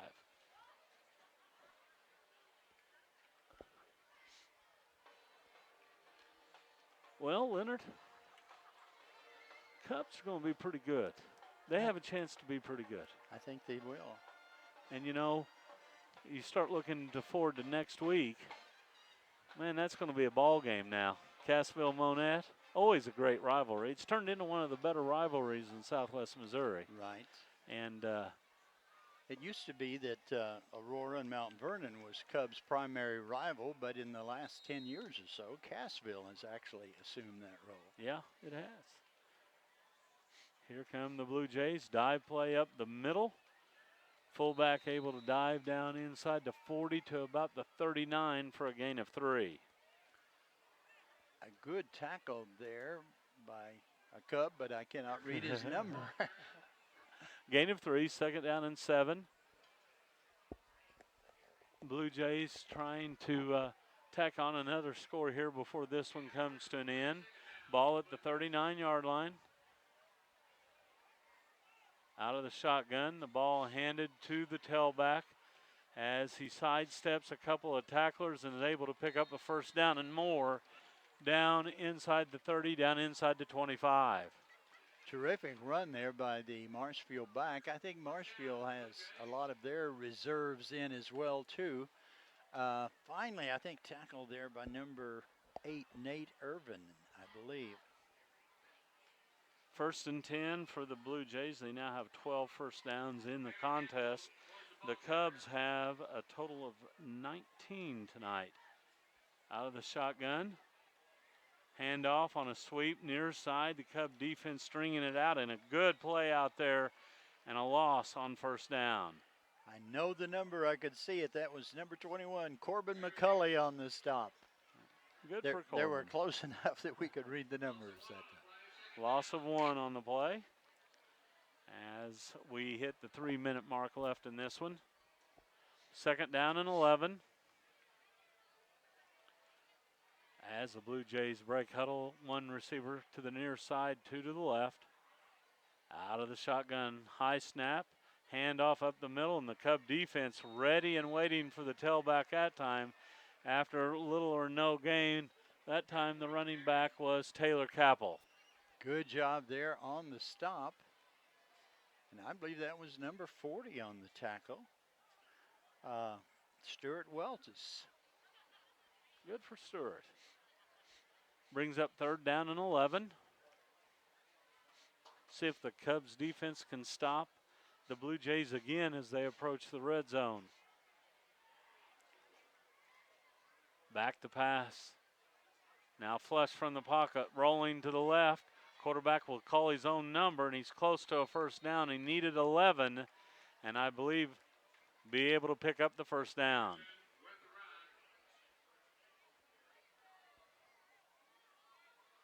Couldn't see who knocked him out of bounds, but a good run by the Marshfield quarterback, and it is good for a 1st and 10. It's going to set the Blue Jays up 1st and 10 from the Cubs' 13-yard line. As we approach 1 minute left in this contest. Out of the shotgun, Blue Jays looking to run a dive play up the middle. A broken tackle at the 10, down near the 5. It looks like a gain of about 9 yards. You're right, there was a tackle after about a 3-yard gain, and the ball carrier got away from that and gained about 6 more. 2nd and 1. From the 4-yard line. Blue Jays trying to tack on a late score here. 2nd and 1 from the 4.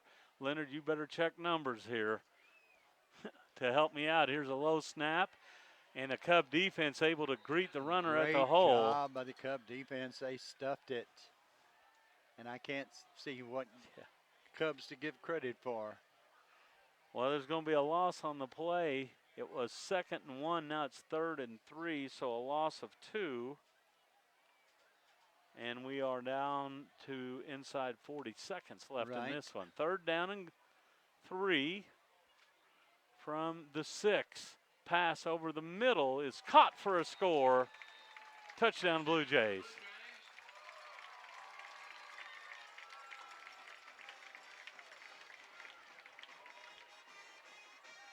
I can't tell I know. the Blue Jay number either. I see the kid had caught it. He square chest to me, but I can't read his number. Well, guess what, Leonard? It's a late score. We'll just call it a Blue. I'm going to say it's number 17. Okay. That'd be Kyle Jones. They're going for 2 here. Pass on the 2-point conversion is incomplete. Tipped out of the back of the end zone. So with 29 seconds left, the Cubs now lead it 49-20. 6-yard touchdown score for the Blue Jays. Draws it a little bit closer and actually gets the score under the 30-point mark. But the Cubs need to recover a kick here, take a snap, and they'll go to 1-1 on the season.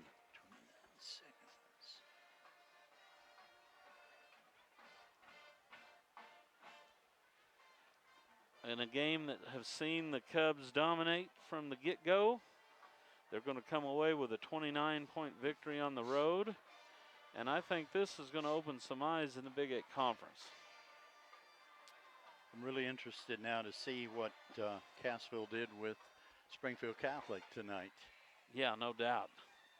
Several good matchups tonight, and that was one of them.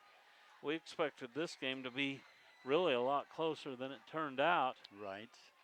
But the Cubs really kind of dominated at both sides, especially on the offensive end. They really did some really good things tonight. Ball teed up at the 40. We'll see if the Blue Jays kick it away or if they'll try to do an onside kick. There's offside there on the Blue Jays. We'll see if they call that penalty. The ball is fielded by the Cubs, and they take a knee. No flag coming out there, so It's too late to call penalties now. I guess you're right. Inside the last minute, no penalties. Well, the clock stayed at 29.4. So as the Cubs took a knee there, and I'm sure they'll take one more knee, and this one will be in the books, as the Cubs will go into victory formation here. And we'll go to 1-1 on the season. They'll only have to take one knee to get it over with. Yep, clock rolling now. And there's the final snap of the game. And that will take us to the end of this one. Our final score from Marshfield High School tonight. The Monett Cubs, 49. The Marshfield Bluejays, 20.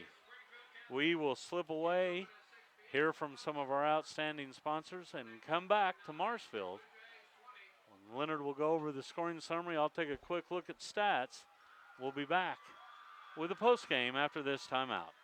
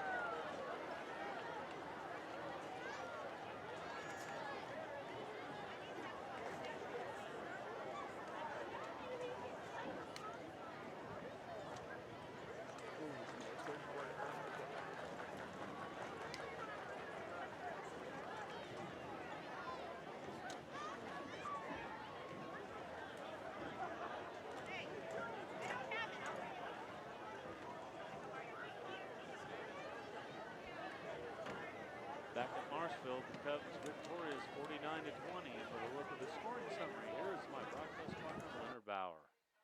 Benji, I'm looking over at the Cubs on the far side of the field. They do these calisthenics after a victory. They call it their sort of their victory formation.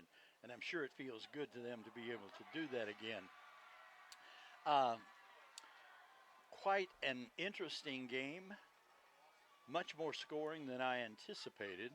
I expected it. I really expected the Cubs to win, but I expected it to be a close game. And it turned out to be pretty much of a rout. The Cubs scored first in the first quarter with 9 minutes left to go. Jamie Gwynn received a 33-yard pass from Carter Brink. Alex Salas kicked the conversion, putting the Cubs up 7-0. Again in the first quarter with 5:58 left, Ethan Umfleet broke free on a 32-yard touchdown run. This time the kick attempt for the conversion failed, leaving the score Monett 13, Marshfield 0. Finally, still in the first quarter with 4:50 left, Marshfield got on the board. Thomas McElwain received an 8-yard touchdown pass from quarterback Brennan Espy, and a kick attempt for the conversion failed, making the score Monett 13, Marshfield 6. Still in the first quarter, with 2:59 left, Carter Brink broke free on a quarterback option keeper for a 17-yard touchdown run. Alex Salas kicked the conversion this time, putting the Cubs up 20-6, and that's the way the first quarter ended. In the second quarter, Cubs were first to get on the board. Again, Ethan Umfleet, with 10:08 left, received an 85-yard pass from Carter Brink over the middle, and Ethan outraced the Blue Jay defenders to the goal line for an 85-yard touchdown pass. And this time, the kick attempt for the conversion failed again, leaving the score Monett 26, Marshfield 6. Later in the second quarter, with 6:29, Marshfield got on the board again. Talon Cannongator on a 6-yard run. This time the Blue Jays went for the 2-point conversion and a pass failed, making the score Monett 26 and Marshfield 12. With 2 minutes left in the first half, Alex Salas kicked a 23-yard field goal for the Cubs, putting the Cubs up 29-12. And you would have thought that that would have been the last scoring probably in the half. But the Cubs stopped the Blue Jays, got the ball back, and 2 long pass play. Well, first of all, a long return of a punt after the pass receiver handed off to another receiver coming around and broke down the sideline. Junior Cavazos for some 40 yards or so, setting the Cubs up at the Marshfield 20-yard line. And from that 20-yard line, Dylan Lynch received a 20-yard touchdown pass from Carter Brink. The pass was almost at the back of the end zone. There was a defender in front of Dylan, but he went up over the defender, caught the ball, kept his feet in bounds without going out of the end zone for a 20-yard touchdown pass. And this time, Alex Salas kicked the conversion, and that was with just 26 seconds left in the half. So the half ended then with the Cubs up 36-12. In the third quarter, the Cubs were again first on the scoreboard. Ethan Umfleet on a 30-yard run. This time, Alex Salas kicked the conversion, putting the Cubs up 43-12. And the third quarter ended with the Cubs up 43-12. In the fourth quarter, the Cubs again just barely into the quarter with 11:53 on the clock. Corbin McCulley scored on a 26-yard run, and the kick attempt was no good, making the score Monett 49 and Marshfield 12. With 5:08 left in the fourth quarter, the Cubs were forced to punt for the first time in the entire game. And obviously, they weren't in practice snapping the ball. The snap went over the punter's head into the end zone. And Ethan Umfleet very wisely kicked the ball out of the end zone for a safety so that Marshfield could not recover it for a touchdown. So Marshfield got 2 points from safety at that point, making the score 49-14. And then after the Cubs had punted the ball after the safety to the Blue Jays had their reserves in, the Cubs had their reserves in, and the Blue Jay reserves with 29 seconds left. Kyle Jones received a 7-yard pass, and I have no idea who the quarterback was. Could not read the numbers at that point, and that made the score 49-14. That pass attempt for the 2-point conversion was no good, and that made the final score Monett 49, Marshfield 20. 49-20. A big victory for the Cubs. The Blue Jays fall to 1-1. The Cubs improved to 1-1. And a quick look at tonight's stats. Of course, very unofficial, to say the least. But I will tell you this, that the Cubs put up big numbers tonight.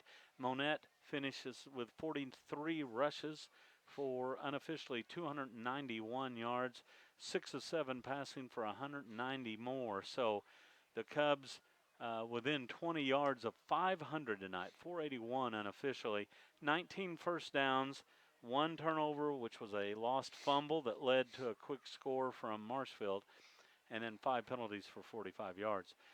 Marshfield finishes with 36 carries for 98 yards, 9 of 21 passing for 190. So Marshfield with 288 yards tonight unofficially, 13 first downs, 1 turnover and interception late in the game, and no fumbles lost tonight. Penalties 4 for 44, 2 punts for a 29-yard average. Individually speaking, for the Monett Cubs, Ethan Umfleet with 67 yards and a couple of scores on the ground. Brandon Majors finishes with 61 yards. Carter Brink with 49 yards and a score as well. Carter finishes 6 of 7 passing with 3 scores. He had touchdowns to Lynch, Umfleet, and Gwynn.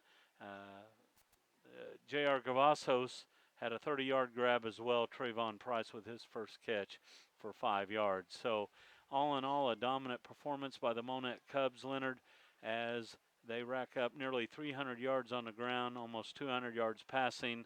Very convincing victory. They just look sharp and crisp all night. Uh, Benji, I have to feel like a key to this game was in the first quarter when the Cubs had 4th and 1 at what they're in just about their 44-yard line. Yep. It was in their territory, and they decided to go for it instead of kicking the football. And that sort of set the tone from there on. They made it. They went in and scored, and from then on, they were never really stopped by the Marshfield defense until late in the fourth quarter. Yep. They were just sharp and crisp. Carter Brink did a terrific job of reading the option, of running, keeping on the ball when he needed to on the option, and throwing the ball with precision. So it was just an offensive masterpiece for the Cubs. And you know what, Leonard, you made an absolute great point. That was a key. It was fourth, and it wasn't 4th and inches. It was 4th and a full yard. Well, yeah, it was a full yard. yard. And I was surprised. Many coaches would not have gone for it there. No. But Coach Ewell had confidence in his offense, and you said they lived up to it. It would test his gambling nature, right. And he ran your favorite play, the quarterback sneak, and Carter got behind those big guys in front of him and needed a yard and a half and picked up 3, and that they really set sail at that point. Then they scored in the first 3 possessions of the first quarter. Down the field they went. 20 points later, they had a 2-touchdown lead. Their defense bent, but didn't break several times. They come up with stops inside the 20, I think, on 2 or 3 different occasions, and just really strung together some really nice drives. And you got to be very satisfied. You got to feel good for Coach Ewell, his staff, and his players coming off what could have been a devastating loss. That loss last week was so devastating, discouraging, that they could have, sort of bowed their heads and moaned and, felt sorry for themselves, but they didn't. And I noticed where Coach Tom Cox complimented the Cubs for their behavior after that game. He said they showed real class, because it hurts to lose a game like that you have in your hands, and it gets grasped away on the last play of the game. Well, and the Cubs reacted last week, kept their heads up, and didn't get discouraged, and that's a tribute to the coaches and to the players. I thought about this throughout the week, and I didn't know the right time to say it, so I'm going to just go ahead and say it right now. But I thought after the game, you couldn't find a coach that displayed better sportsmanship and class than Derek did after the game. Because a lot of coaches might have declined a post-game interview, right, and said, you know what, I just want to go, And not only did he come up and speak with you and I, but he was incredibly cordial. And I tell you what, if you're going to find a classier coach around, I want to see him, because Tom Cox is an awfully classy coach. Yes, too. he is. I have great respect for Tom, and I thought it was neat of him to point that out. That he said he was really pleased with the Cubs' sportsmanship, because after a win like that, you're so downhearted. It's hard to be cordial to your opponent. But the Cubs were, I think, and the Cubs coaches, and so that's a tribute to both schools. I think the good sportsmanship after that loss last week that we didn't have to repeat this week. That's right. Here comes Coach Ewell, and I'm going to tell him what I said just a second ago. Coach, I just want to tell you something. I thought about this all week long. After last week, which was gut-wrenching, obviously, the amount of class that you showed to come up and talk to us was phenomenal. You know what? It was tough. A lot of coaches would say, you know what, let's forego this post-game interview. And you were up there, and it was amazing, and I just want you to know that. I appreciate that. I think I've just played a lot of football games in my life. I played in a lot of sports and just seen everything, so that stuff happens. But Yeah, I mean, it was tough all week, honestly, because Yeah. everybody's bringing it up and stuff. But it's nice to, as I told the kids, tonight's our opportunity to get a bad taste out of your mouth, and I think that they did that. I think you flushed it out pretty well tonight. Your team, now very unofficial here, but almost 500 yards of offense and really well balanced. A lot of big plays, and I thought you really set the tone early on, scoring your first 3 possessions, and your kids just played well. Yeah, they executed. You know, we went from last week. We tried doing some stuff last week. We had a bone. We put the bone in. We had some plays that we ran, and the big thing was we wanted to keep it simple this week. And we got into this offense because we want to run triple option, and so we kind of got away from it. Not that against Mount Vernon we ran a lot of dives, and those were called dives. But tonight we called everything was read. It was triple option, and when run right, it's really tough to stop, and you could see that, and it puts a lot of pressure on that secondary, to where now you can throw the football if they're second guessing themselves as far as their read. So that was the big adjustment this week. Was let's just go back to what we talked about doing from the start when we put this offense in. Yeah, and they executed from the get-go. Early on, and Leonard brought this up, your first drive, you faced like 4th and a yard and a half, and you didn't even hesitate. You just kept your offense out there, ran a sneak, got it. Yeah. And that just seemed to give the kids even more confidence, and they just moved it on down. Yeah, I mean, they're pretty confident right now. I mean, they want to go for it on 4th and 6. I mean, they really do.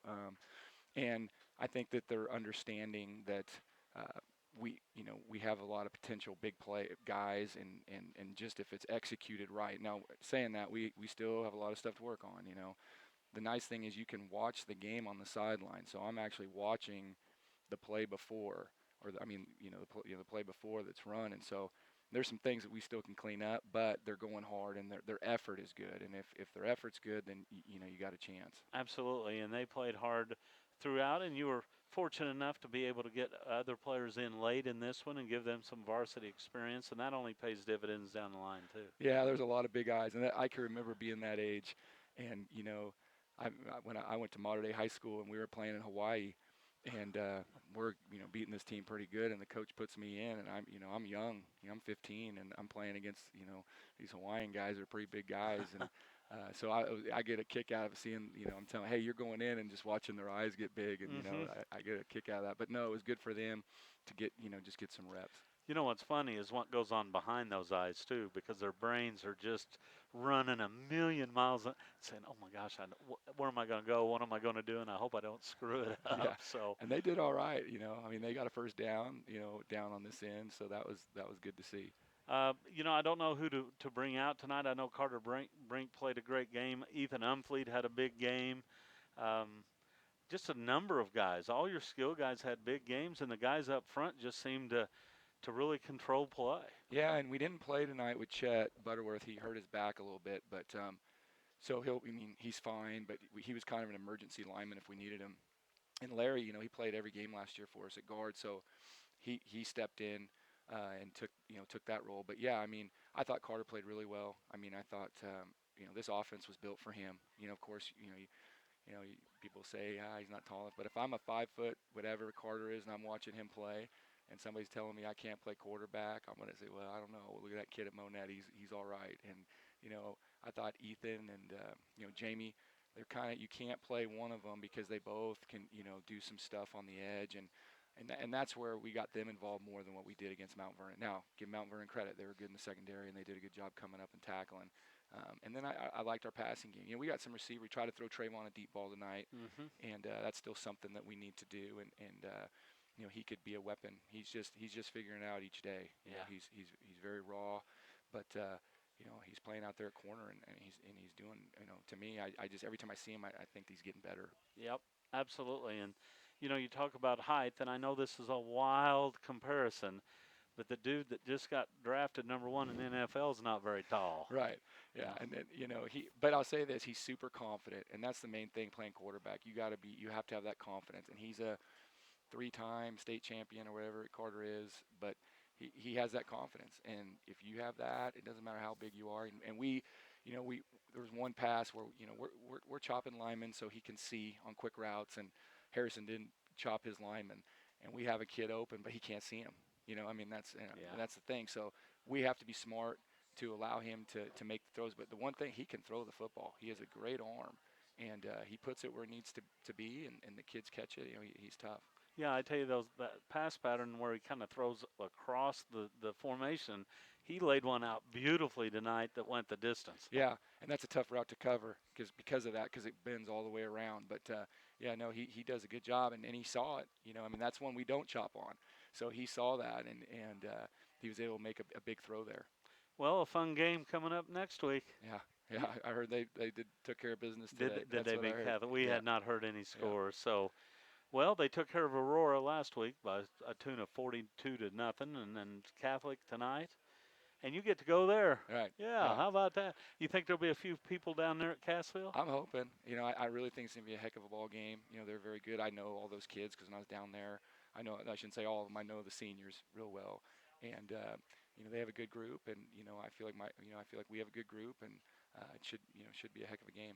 You know, Leonard and I are old enough to remember that the chief rivals of Monett were Aurora and Mount Vernon, and they're still rivals.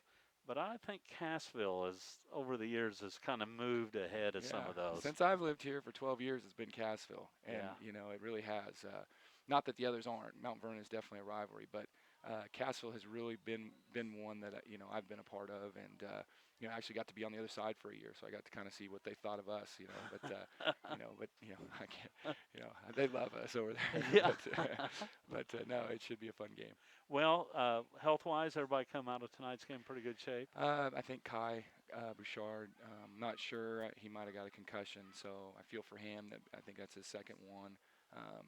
So I'm hoping it's not, but it looks like that it probably is. Yeah, and you always have to be very careful with those as well.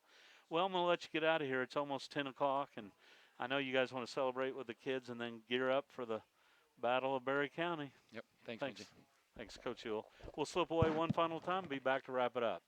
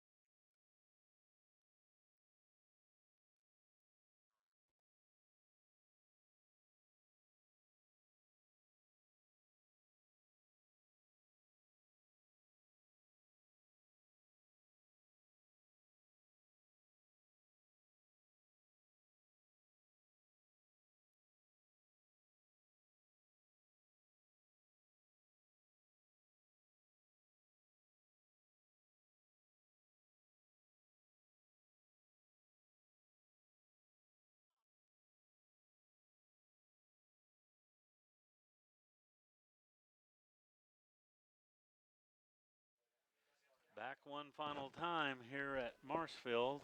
The Cubs victorious tonight, 49-20, a big win on the road tonight. This avenges an 8-point loss from a year ago where the Cubs lost 31-23. Tonight it was Cubs early, Cubs often, and Cubs throughout, and they're 1-1 now. So Leonard, it's off to Cassville next week, and then 2 weeks from tonight at home against Lamar, so the gauntlet continues. Yes, it certainly doesn't get any easier as we go forward. Both of those could be really terrific games. The Cubs will have to play extremely well to stay with either one of those teams. But from what I saw here tonight and what I saw last week, I think they possibly can play with those teams and maybe on an even scale, I think so, Leonard. I think there's a chance. Now, Coach Ewell was telling us that he heard that Cassville took care of Springfield Catholic in a pretty wide margin, and that kind of surprises me a little bit. After what Catholic did to Seneca, it does for sure, because we thought that Seneca, maybe other than Lamar or Cassville, was the best teams, in our part of the conference. So we'll just have to.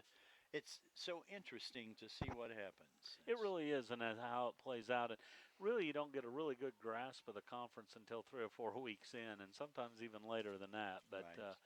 there are some givens until they're not. Lamar's going to be good. Cassville's going to be good. There are some givens, but until it changes, you know.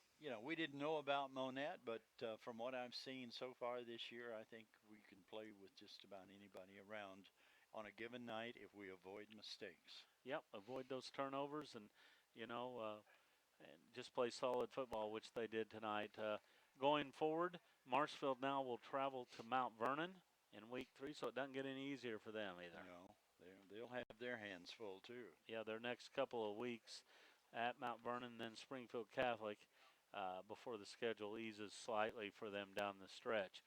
Well, Cubs go to 1-1.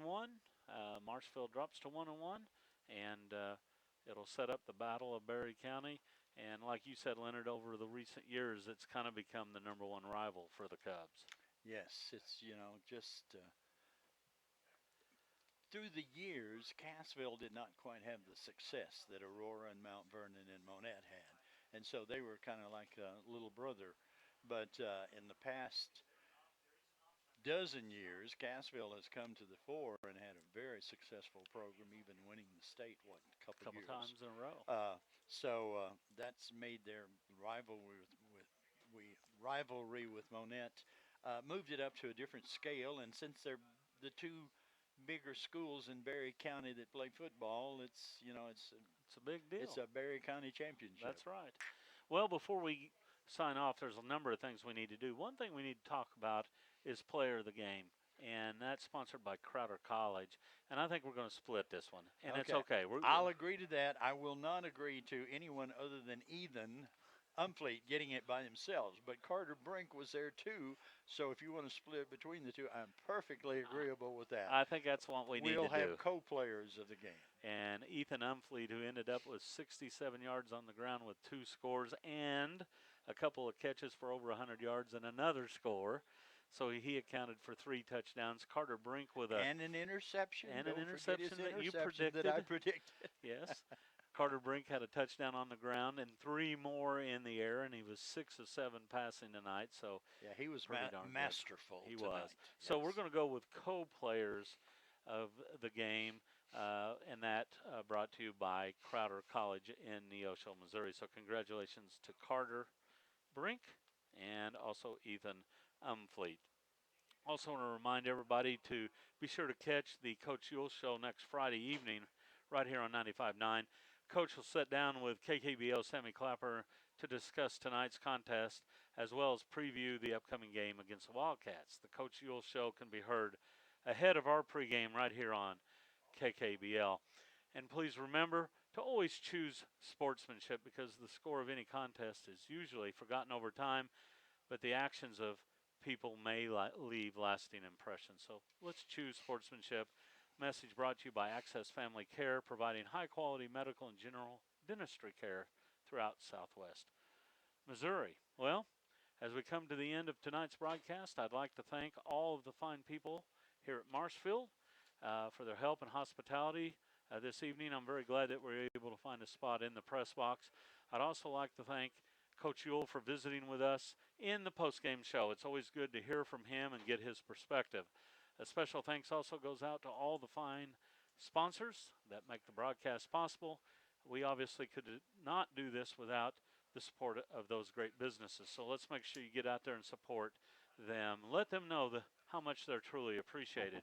And finally, a big thank you to all our listeners. Thanks for being with us tonight. Thanks for being with us every Friday night during the season. Hopefully you enjoy listening to the games as much as Leonard and I do, bringing them to you. Leonard, thanks a lot for another enjoyable evening. Thank you, Benji. I want to apologize to our listeners for our not being able to see the numbers. Maybe there's some eye doctors want to volunteer some special glasses for us. Maybe we should get some new sponsors. But the people next door said they were having problems too. It's not just us. Well, and we were waiting for the PA guy to help us out sometimes, and he didn't come through either. Right. So, and they have spotters as well. But we'll do better next week down at Cassville. We'll be a little closer to the action. But I think so. I look forward to meeting up again next Friday. It's always fun, Leonard. And a big thank you to Ryan. Ryan, are you still up there with us? I'm hoping you are. Yep. Yeah, the cord is wiggling. The cord is wiggling. That we know that he's still with us. And Ryan does such a great job getting the game on, internet TV and also helping us with the broadcast here on KKBL. So we really appreciate him a great deal. Just a reminder that our next football broadcast will be coming your way next Friday evening as the Cubs travel south to Cassville to take on the Wildcats in the Battle of Berry County. Pregame is set to begin at 6:25 with kickoff scheduled at 7 p.m. from Cassville, from Wildcat Stadium, if I recall correctly. Once again, our final score here from Marshfield. The Monett Cubs 49, the Marshfield Bluejays 20. For my broadcast partner, Leonard Bauer, and for our producer-engineer, Ryan Dasso, this is Benji Finsky saying thanks for following the Cubs, and good night from Marshfield.